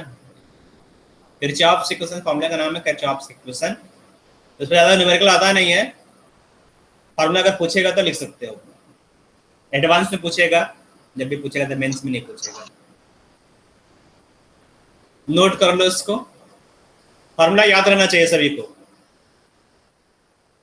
यहाँ पर डेल्टा ई लिखा हुआ है, ओके। एक बार मैं इसे करेक्ट कर देता हूँ, क्योंकि डेल्टा ई तुम्हें मालूम नहीं ई यहाँ पर है क्या। ई stands for internal energy you. इसको भी मैं करेक्ट कर दे रहा हूँ, सेकंड फार्मूले को। ये लिख लो, ये फॉर्मूला, ये वाला मतलब जो इसके पहले स्क्रीनशॉट लिया था उसको डिलीट कर दो, इसको ले लो, ठीक है। यहाँ पर मैंने डेल्टा यू कर दिया, delta U2 minus delta U1। Cv मतलब कांस्टेंट वॉल्यूम पर। नोट कर लिया सबने? ओके। तो मैंने एक डीपीपी दिया है, 2 डीपीपी दिया है। एक डीपीपी है तुम लोगों का गिब्स एनर्जी का, और सेकंड डीपीपी है थर्मोकेमिस्ट्री का। तो दोनों डीपीपी तुम लोग सॉल्व करोगे। जो डाउट है, डाउट मुझसे पूछोगे नेक्स्ट क्लास में। तो ट्राई किया तुम लोगों ने? अभी ट्राई नहीं किया होगा, शायद आज ही लाइव हुआ है। तो नेक्स्ट क्लास में तुम लोग, हाँ नेक्स्ट क्लास में तुम लोग पूछ लोगे, तो जो नेक्स्ट टॉपिक क्या बताया था मैंने, आज क्या स्टार्ट करूंगा? Chemical equilibrium. तो आज हम लोग पढ़ेंगे केमिकल इक्विलिब्रियम। तो ये जो टॉपिक है क्लोज हो गया, ठीक है। तो रिवीजन करो बेटा, बहुत बड़े बड़े टॉपिक मैंने कंप्लीट कर दिया। तो ये जो सबसे बड़ा टॉपिक था वो था गैसियस स्टेट। अब गैसियस स्टेट से भी थोड़ा सा बड़ा टॉपिक था थर्मोडायनेमिक्स। ये दो इंपॉर्टेंट और बड़े बड़े टॉपिक मैंने कवर कर दिए, ठीक है। बहुत मेहनत लगता है बेटा, चीजें समझ में नहीं आती थर्मोडायनेमिक्स में। कुछ लोग कंफ्यूज रहते हैं कि क्या होगा, कैसे करेंगे हम लोग, है ना। बहुत प्रॉब्लम लगता है बेटा समझने में थर्मोडायनेमिक्स, थर्मोकेमिस्ट्री। इसको मैंने इजी बनाकर जितना भी चीजें था, छोटा छोटा डिटेल था, एनसीईआरटी से अलग अलग बुक से मैंने यहाँ पर कलेक्ट करके तुम लोगों को बताया, ठीक है। अब तुम लोगों का ये पूरा का पूरा जिम्मेदारी है इसको अच्छे से पढ़ना। अगर अच्छे से नहीं पढ़ोगे तो पूरा का पूरा मेरा मेहनत बेकार हो चला जाएगा।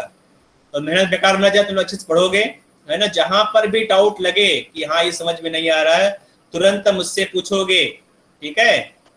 मुझसे पूछना है जितना भी पढ़ाया गया है क्वेश्चन में, अगर कुछ भी डाउट है। और जो भी क्वेश्चन दिया जाए, कितना टीपी मिल गया बेटा अब तक तुम लोगों को आज का मिलाकर? 4 टोटल 4 टीपी मिल गए हैं। तो 4 टीपी सफिशिएंट है। बाकी जो तुम लोगों का वो पैकेज है ना, पैकेज मिला तुम लोगों को? यस है ना, जो पीडीएफ है, तो पीडीएफ का प्रिंट आउट निकाल लो, ठीक है। प्रिंट आउट जानते हैं बेटा, प्रिंट आउट निकाल लो उसको और उसमें से क्वेश्चन सॉल्व करो। अगर वो प्रॉब्लम लग रहा है वहां पे पीडीएफ सॉल्व करने का, जो एनसीईआरटी का बुक है स्कूल का, ठीक है, उसका भी जितने भी क्वेश्चन, जितने भी न्यूमेरिकल्स है उसको भी सॉल्व करो। क्योंकि मैंने पूरा पढ़ा दिया थर्मोडायनेमिक्स और गैसियस स्टेट, तो न्यूमेरिकल सॉल्व होने चाहिए। तो एनसीईआरटी का न्यूमेरिकल भी पूरा पूरा सॉल्व कर डालो। और जहां पर भी डाउट हो एनसीईआरटी में भी तो मुझसे पूछना, ठीक बेटा। तो ये जो टॉपिक है हम लोग देख रहे हैं बेटा, यहाँ पर लिखा हुआ है केमिकल इक्विलिब्रियम, ठीक है। तो एक्चुअली जो तुम्हारा टॉपिक है इक्विलिब्रियम, इक्विलिब्रियम को 2 पार्ट में डिवाइड किया है। इक्विलिब्रियम बहुत ही बड़ा टॉपिक है, उसको एक साथ हम लोग नहीं पढ़ सकते। तो इक्विलिब्रियम को डिवाइड किया गया है, ठीक है। जो केमिकल इक्विलिब्रियम है, केमिकल इक्विलिब्रियम को 2 पार्ट में डिवाइड किया गया है। एक तो है सिंपल केमिकल इक्विलिब्रियम और दूसरा है आयनिक। जो इक्विलिब्रियम है उसको केमिकल और आयनिक इक्विलिब्रियम में डिवाइड किया गया है, ठीक है।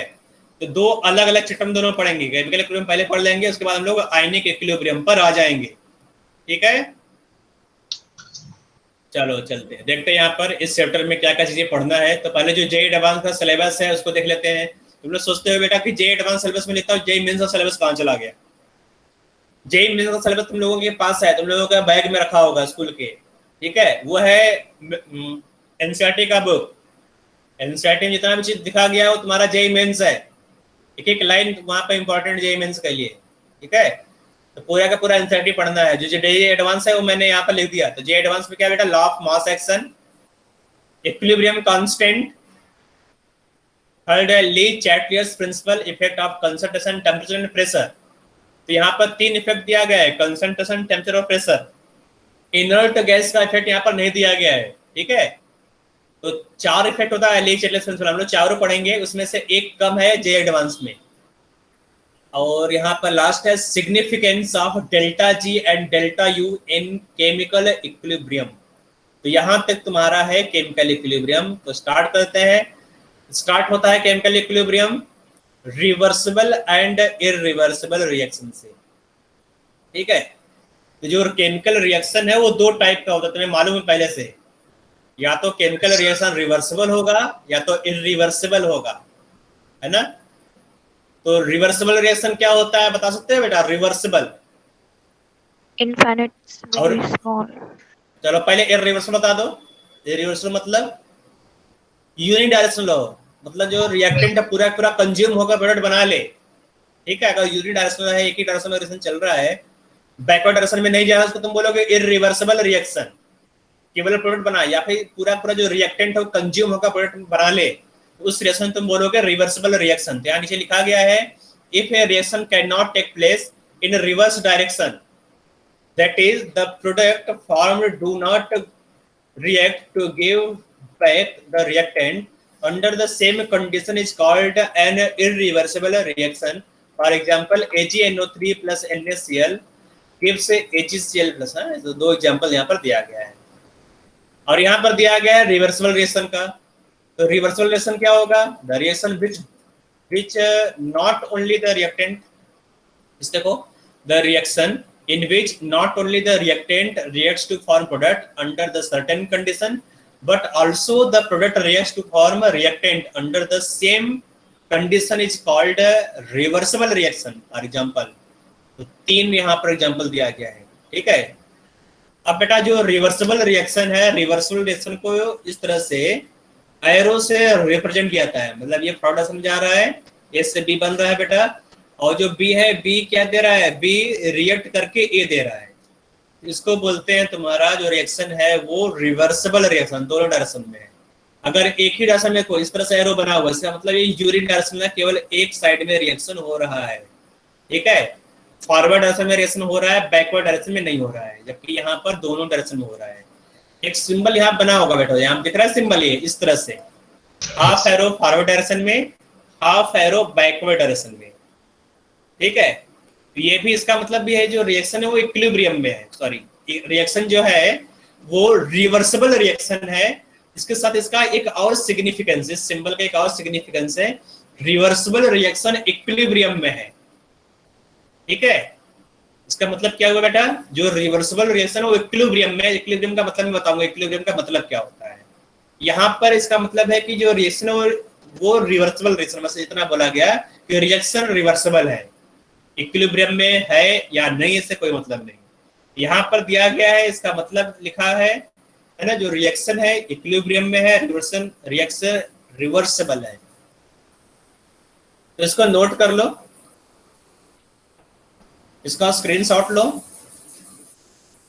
ले लिया? चलो आगे चलते हैं। यहाँ पर इक्विलिब्रियम पर आते हैं। यहाँ पर जो टर्म है, टर्मिनोलॉजी दिया गया कुछ है ना, इक्विलिब्रियम। तो हम लोग पढ़ना है यहाँ पर इक्विलिब्रियम, टाइप ऑफ इक्विलिब्रियम। दो चीजें पढ़ना है। पहले तो हम लोग देखें इक्विलिब्रियम क्या होता है, इंट्रोडक्शन। अब कितने टाइप के इक्विलिब्रियम हो सकते हैं उसको भी देखेंगे हम लोग, ठीक है। तो जो इक्विलिब्रियम है वो है क्या? तो लिखा हुआ है यहाँ पे, it is an experimental fact that most of the process including chemical reaction when carried out in a closed vessel do not go to completion. They proceed to some extent, leaving considerable amount of reactant and product. When such stage is reached in a reaction, it is said that the reaction has attained the state of equilibrium. यहाँ पे देखो, सो समझते हैं। यहाँ पर A बनाया product B, ठीक है। अब ये रिवर्सिबल रिएक्शन है, देखो मैंने यहाँ पर एरो बना दिया दोनों साइड का, ठीक है। A रिएक्ट करके B बनाएगा, है ना। तो स्टार्टिंग में तो B होगा नहीं। अगर तुम बात करोगे यहाँ पर टाइम t इक्वल टू 0, तो पहले क्या था बेटा? पहले केवल A था, B नहीं था। समझ में आ रहा है बेटा? टाइम t इक्वल टू 0 मतलब जस्ट रिएक्शन स्टार्ट हुआ है। जब रिएक्शन जस्ट स्टार्ट हुआ होगा तो केवल रिएक्टेंट होगा, B नहीं होगा, प्रोडक्ट नहीं होगा। तो धीमे धीमे क्या होगा, जो A है वो कंज्यूम होकर प्रोडक्ट B बनाएगा। प्रोडक्ट B फॉर्म हो रहा है धीमे धीमे, है ना। तब समझ में आ रहा है? जैसे जैसे B बनता जाएगा, B बन रहा है। पहले यहाँ पर A ढेर सारा था, देखो इस तरह इतना ढेर सारा A था, B यहाँ पर थोड़ा सा भी नहीं था। फिर धीमे धीमे क्या होगा, कंज्यूम होगा। कंज्यूम होने के बाद थोड़ा थोड़ा जो B है वो बनना शुरू होगा। जैसे से B बनना शुरू होगा, फिर B क्या होगा, B भी देखो, B भी as a reactant backward reaction में है ना, बैकवर्ड रिएक्शन में इन्वॉल्व होगा। B कंज्यूम होगा, ठीक है। तो पहले क्या होगा, धीमे धीमे फॉरवर्ड रिएक्शन चल रहा है, ये तुम्हारा है फॉरवर्ड रिएक्शन। फॉरवर्ड मतलब आगे वाला, ठीक है। बैकवर्ड रिएक्शन नहीं चल रहा है पहले, ठीक है। फिर जैसे ही B बनेगा वैसे बैकवर्ड रिएक्शन में स्टार्ट होगा, ठीक है। सबसे पहले क्या होगा, फॉरवर्ड रिएक्शन, फिर क्या होगा, बैकवर्ड रिएक्शन। तो A धीमे धीमे कंज्यूम होगा, सॉरी A धीरे धीरे यहाँ पर कंज्यूम होगा, B बनाएगा, और जो B बन रहा है B धीमे धीमे भी क्या होगा, B भी कंज्यूम होकर A बनेगा। तो क्या रिएक्शन कभी स्टॉप होगा?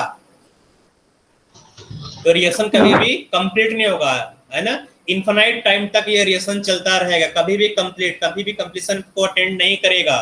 A B में बनेगा, फिर B A बन जाएगा। मतलब A कभी भी कंप्लीटली कंज्यूम नहीं होगा, B भी कंप्लीटली कंज्यूम नहीं होगा। क्योंकि जैसे ही बी कंज्यूम होने वाला रहेगा वैसे ही ए कंज्यूम होकर बी बना लेगा, ठीक है। जैसे बी खत्म होने वाला रहेगा बेटा वैसे ही बी क्या होगा, ए बना लेगा। तो ये लगातार रिएक्शन चलता रहेगा, ठीक है। और फिर एक ऐसा स्टेज मिलेगा, धीमे धीमे टाइम आगे बढ़ेगा, एक ऐसा स्टेज मिलेगा जब ए जिस रेट से ए कंज्यूम हो रहा है, ठीक है, जिस रेट से ए कंज्यूम होकर बी बना रहा है उसी रेट से बी कंज्यूम होकर ए बना ले, है ना। समझ में आ रहा है बेटा? जिस तरह से मतलब 2 मोल ए कंज्यूम हुआ उसी टाइम 2 मोल बी भी कंज्यूम होकर ए बना लिया। 2 यहां से निकला, 2 वापस मिल गया, तुरंत 2, फिर 2 निकला, फिर 2 मिल गया, फिर 2 निकला, फिर 2 मिल गया। समझ आ रहा है मेरा मतलब, कहानी का मतलब समझ आ रहा है बेटा? Yes. जिस रेट से ए कंज्यूम हो रहा है उसी रेट से ए बन जा रहा है। तो इसी स्टेज को बोलते हैं इक्विलिब्रियम, स्टेज ऑफ इक्विलिब्रियम, है ना। तो इक्विलिब्रियम का मतलब क्या हुआ, जिस रेट से रिएक्टेंट कंज्यूम हो उसी रेट से रिएक्टेंट फॉर्म हो जाए। मतलब rate of forward reaction equals the rate of backward reaction. समझ आ रहा है बेटा? इक्विलिब्रियम का स्टेज का मतलब क्या हुआ, Yes. जिस रेट से ए कंज्यूम हो उसी रेट से ए फॉर्म हो जाए, जिस रेट से फॉरवर्डेशन चल रहा है उसी रेट से बैकवर्डेशन हो जाए, इसी को बोलते हैं स्टेट ऑफ इक्विलिब्रियम या इक्विलिब्रियम इसको बोलते हैं। तो यही ऊपर इंट्रोडक्शन में लिखा हुआ है, ठीक है। तो इसको नोट कर लो। नोट करने के बाद हम लोग देखेंगे टाइप ऑफ इक्विलिब्रियम, कितने टाइप के इक्विलिब्रियम है एनसीईआरटी में। तो जो इक्विलिब्रियम है वो एनसीईआरटी में दिया गया है, 2 टाइप का केमिकल, 2 टाइप का इक्विलिब्रियम, है ना। एक है फिजिकल इक्विलिब्रियम, दूसरा है केमिकल इक्विलिब्रियम। तो यहाँ पर लिखा हुआ है if opposing process involves only physical changes the equilibrium is called physical equilibrium. If the opposing process are chemical reaction the equilibrium is called chemical equilibrium. Note the double arrow between left and right hand part shows that change is taking place in both direction, बता दिया मैंने ऊपर। तो physical equilibrium यहाँ पर दिया गया, यहाँ पर दिया गया केमिकल इक्विलिब्रियम, है ना। तो फिजिकल इक्विलिब्रियम लिखा हुआ गया ऊपर, दोबारा यहाँ नीचे लिखा हुआ है the different type of physical equilibrium are given below. Chemical equilibrium क्या है, एक लाइन लिखा हुआ the opposing process are chemical reaction it's chemical changes. तो पहले देख लेते हैं फिजिकल इक्विलिब्रियम क्या है। तो जो फिजिकल इक्विलिब्रियम है ना, यहाँ पर कोई केमिकल रिएक्शन नहीं होगा। दोनों डिफरेंस क्या है, केमिकल इक्विलिब्रियम में केमिकल रिएक्शन होगा, जैसे PCl5 हो गया, PCl5 रिएक्ट किया, है ना, ये Cl2 बना दिया और PCl3 दे दिया, हीट करने पर PCl5 Cl2 और PCl3 बनाया। तो यहाँ पर PCl5 अलग केमिकल स्पेसीज है, Cl2 क्लोरीन गैस है, PCl3 फास्फोरस ट्राइक्लोराइड है। तो यहाँ पर रिएक्टेंट ऑर्डर 2 अलग अलग केमिकल चीजें हैं, केमिकल सब्सटेंस है, इसलिए इसको केमिकल इक्विलिब्रियम बोलोगे। लेकिन जो फिजिकल इक्विलिब्रियम में है, फिजिकल इक्विलिब्रियम में जो अपोजिंग प्रोसेस है, मतलब जो रिएक्टेंट का प्रोडक्ट है वो सेम केमिकल स्पेसीज होगा, वहां पर कोई केमिकल चेंज नहीं होगा, है ना। तो जो फिजिकल इक्विलिब्रियम है वो अलग अलग टाइप का यहाँ पर दिया गया है। फिजिकल इक्विलिब्रियम दिया गया है सॉलिड लिक्विड इक्विलिब्रियम, सॉलिड है लिक्विड स्टेट में कन्वर्ट। फिजिकल इक्विलिब्रियम बेटा कोई केमिकल चेंज नहीं होगा। देखो यहाँ पर देखो सॉलिड लिक्विड इक्विलिब्रियम देखो, समझ में आ जाएगा। वाटर क्या है बेटा, यहाँ पर देखो वाटर ये भी है, दिख रहा है वाटर H2O। Yes sir. अब प्रोडक्ट साइड में देखो, प्रोडक्ट भी क्या है, वाटर है। तो वाटर से वाटर बन रहा, तो क्या कोई केमिकल रिएक्शन हुआ यहाँ पर? नो सर, कोई केमिकल रिएक्शन नहीं हुआ, है ना। लेकिन फिर भी यहाँ पर इक्विलिब्रियम में है। किस इक्विलिब्रियम में है कि जो वाटर सॉलिड है वो मेल्ट हो रहा है वाटर लिक्विड में 0 डिग्री सेल्सियस पर। 0 डिग्री सेल्सियस पर क्या होता है, जो आइस है, आइस वाटर के साथ इक्विलिब्रियम में रहता है कि नहीं, है ना। आइस का भी केमिकल फार्मूला H2O है, वाटर का भी केमिकल फार्मूला H2O, मतलब कोई केमिकल चेंज नहीं हुआ, केवल जो फिजिकल स्टेट है, फिजिकल स्टेट यहाँ पर अलग अलग है। समझ में आ रहा है बेटा? इसलिए इसको बोलते हैं फिजिकल इक्विलिब्रियम। अगर कोई केमिकल रिएक्शन नहीं हो रहा तो फिजिकल इक्विलिब्रियम बोलोगे। तो ये एग्जांपल समझ आया फर्स्ट वाला? समझ में आया बेटा? सेकंड एग्जांपल देखो, लिक्विड गैस, लिक्विड को तुम बॉयल कर रहे हो, है ना। जो वाटर है, वाटर 100 डिग्री सेल्सियस पर, 100 डिग्री सेल्सियस पर क्या होगा, बॉयल होकर गैस स्टेट में कन्वर्ट होगा। तो 100 डिग्री सेल्सियस पर वाटर लिक्विड और वाटर गैस दोनों इक्विलिब्रियम में रहेंगे, है कि नहीं। तो ये लिक्विड है और ये क्या बेटा, स्टीम है, ठीक है। वाटर और स्टीम दोनों इक्विलिब्रियम में है, तो ये क्या होगा, लिक्विड गैस इक्विलिब्रियम है। तो आइस वाटर इक्विलिब्रियम किस टेम्परेचर होगा, 0 डिग्री सेल्सियस पर होगा। अगर बात करोगे liquid steam, water steam equilibrium, तो ये 100 डिग्री सेल्सियस पर होगा, है ना। तो 100 डिग्री सेल्सियस पर ही वाटर बॉयल होता है। तो ये हो गया। थर्ड यहां देखो, solid and solution, solid and solution. तुमने सॉलिड लिया NaCl, NaCl सॉलिड था, NaCl यहाँ पर सॉलिड था, इसको डिजोल्व कर दिया वाटर में, तो क्या बना लेगा, Na plus aqueous plus Cl minus aqueous. तो अभी कोई डिजोल्व किया, क्या कोई केमिकल रिएक्शन हुआ यहाँ पर।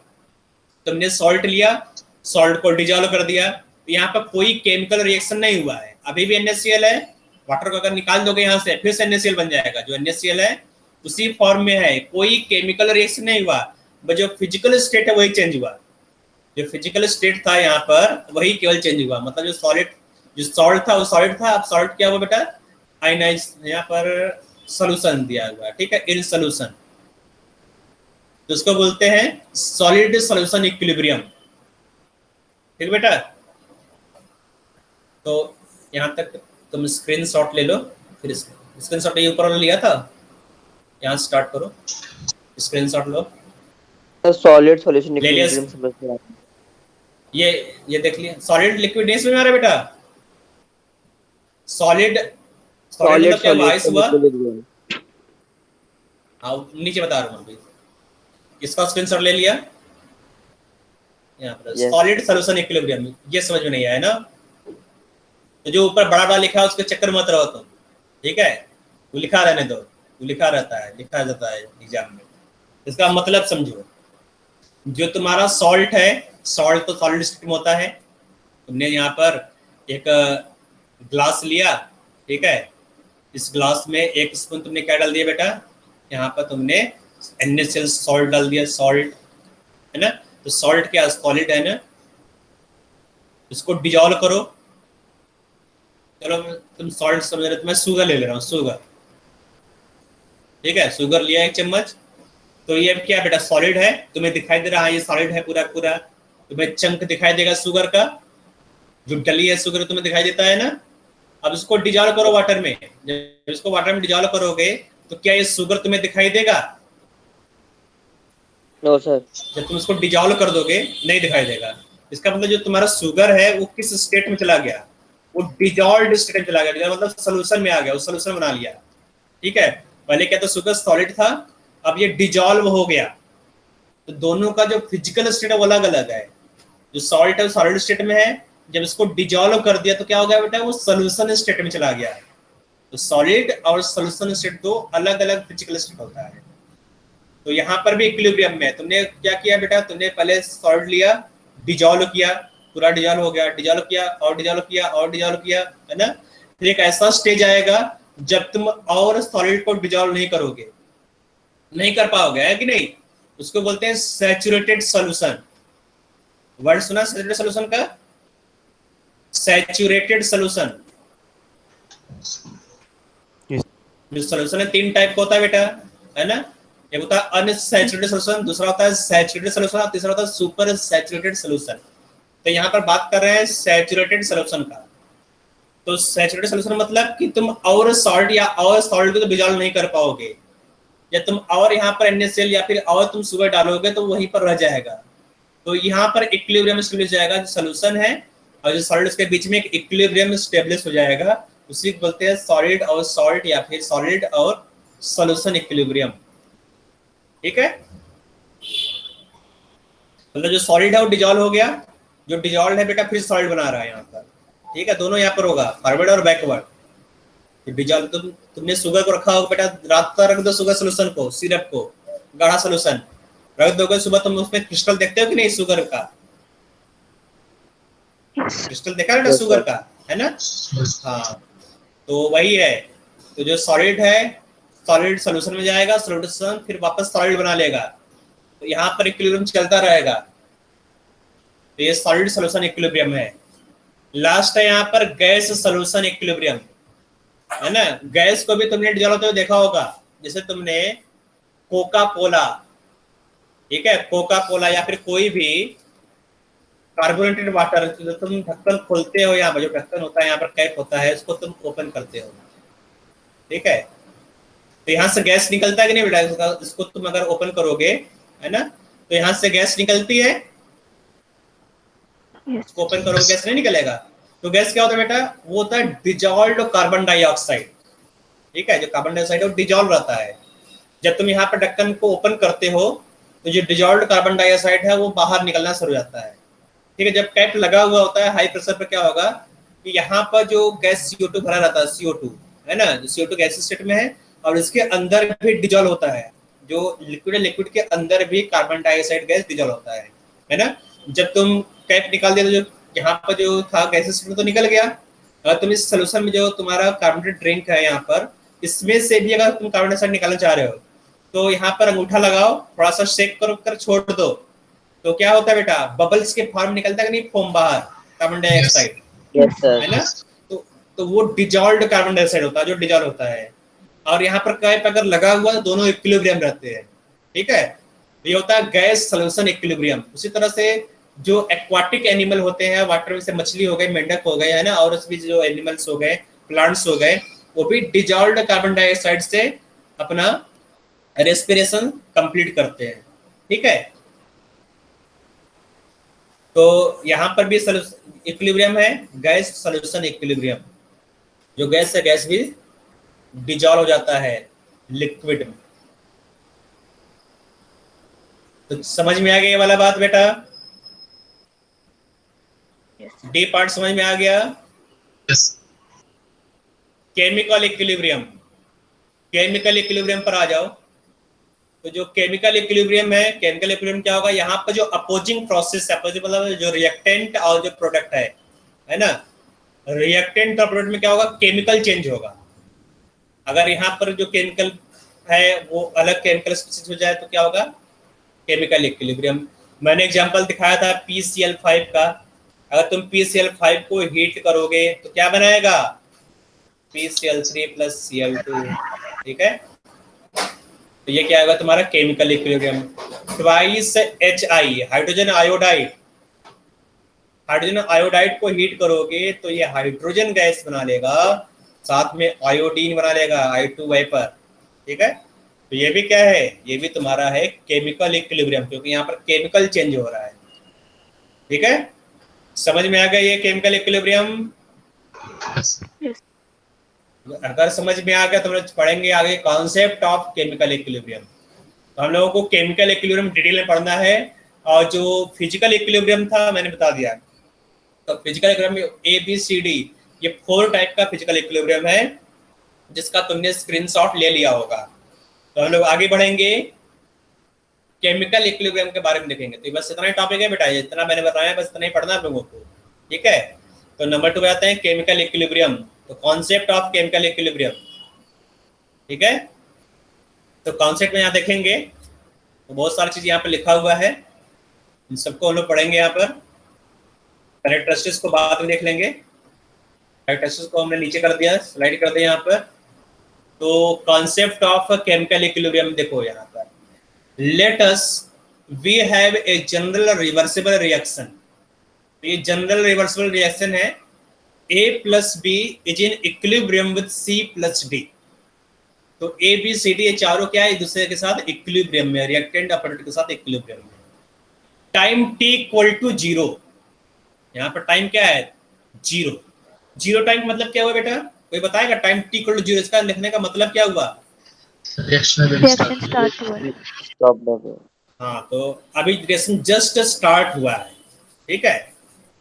रिएक्शन जस्ट स्टार्ट हुआ, तो टाइम T = 0 पर जो A है, A का इनिशियल कंसंट्रेशन यहाँ पर दिया गया है A0 मोल, जो ए है, ए का जो कंसंट्रेशन है ए 0 मोल पर लीटर, जैसे वॉल्यूम यहाँ पे दिया गया है, volume is equal to 1 litre मान लो, ठीक है।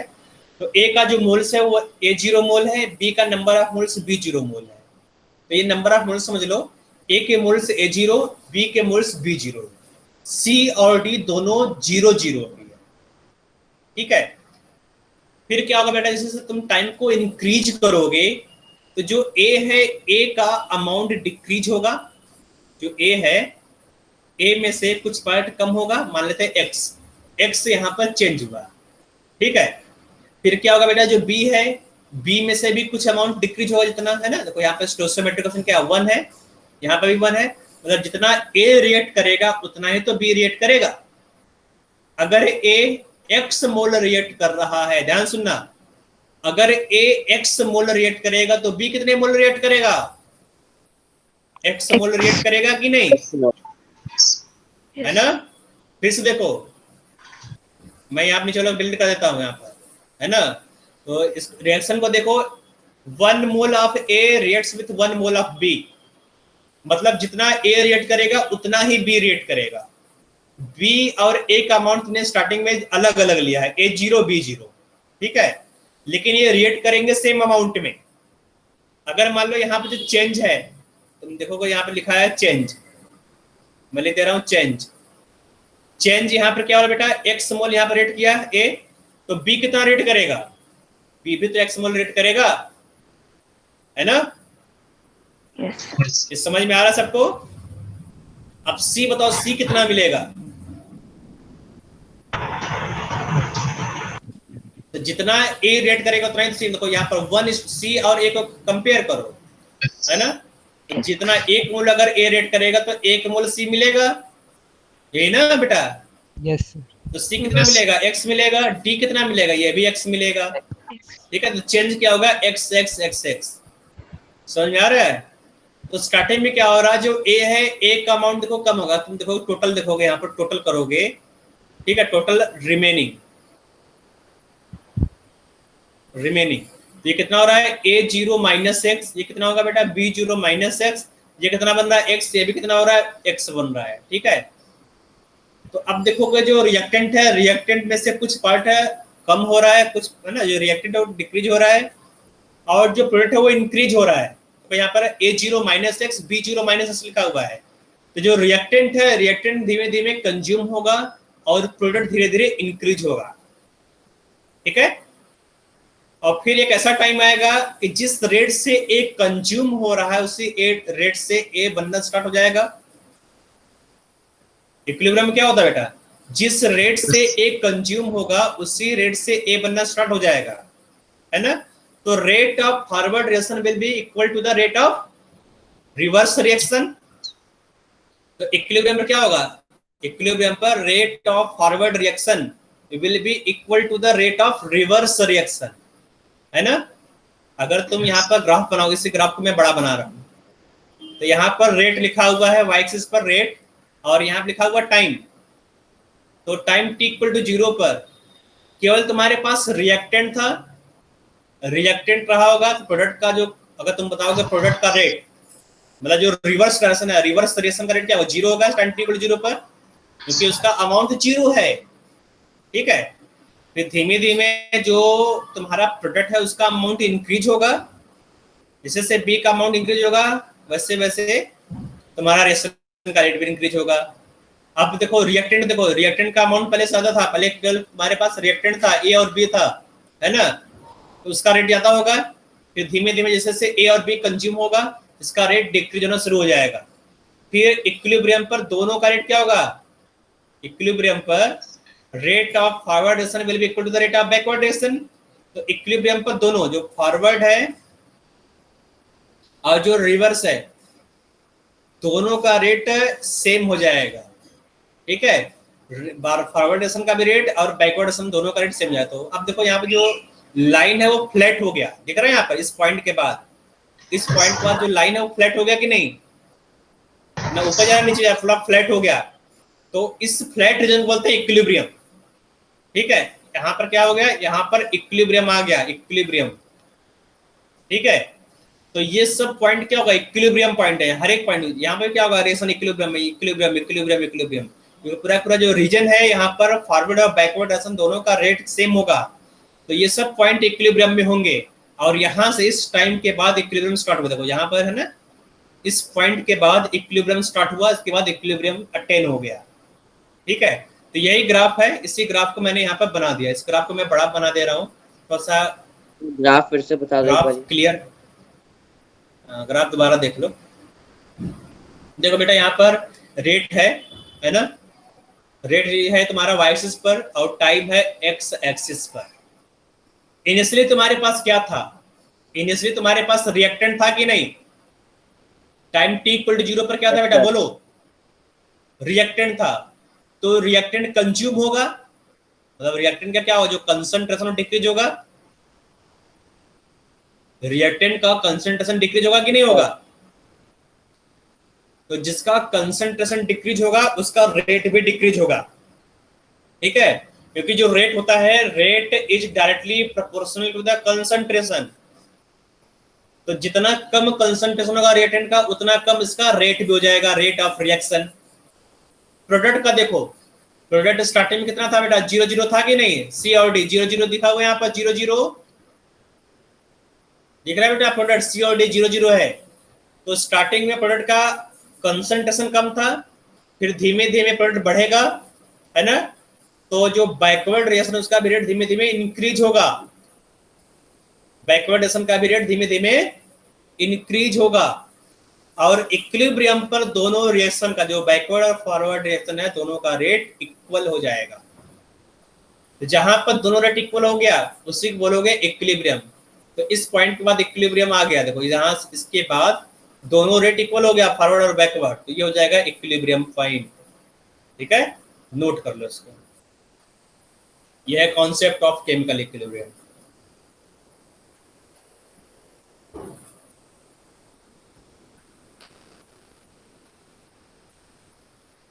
नोट कर लिया, Yes. नोट कर लिया, तो हम लोग लिखेंगे कैरेक्टरिस्टिक्स ऑफ केमिकल इक्विलिब्रियम। तो ये 5 कैरेक्टरिस्टिक्स है जिसको हम लोगों को पढ़ना है। नंबर कहां से आ गया, ये 5 कैरेक्टरिस्टिक्स है बेटा यहाँ पर, है ना, इन सबको पढ़ना है। ठीक है, तो इसका स्क्रीनशॉट ले लो। एक मिनट, मैं नंबर को कम कर दे रहा हूँ। हाँ,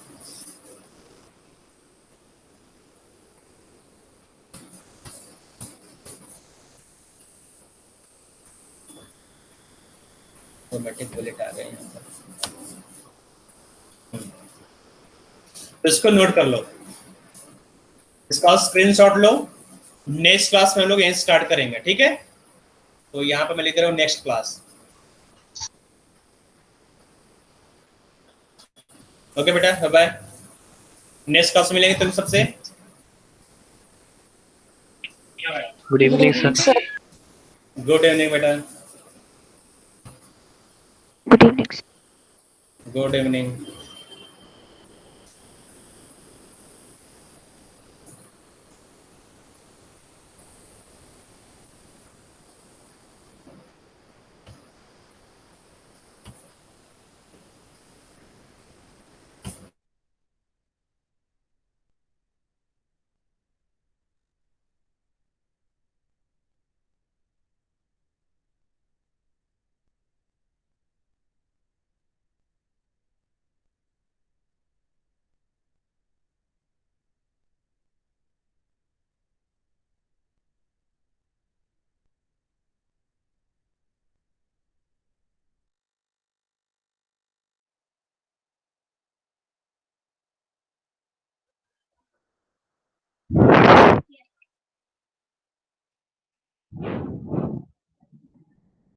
रिकॉर्डिंग बंद नहीं हुई।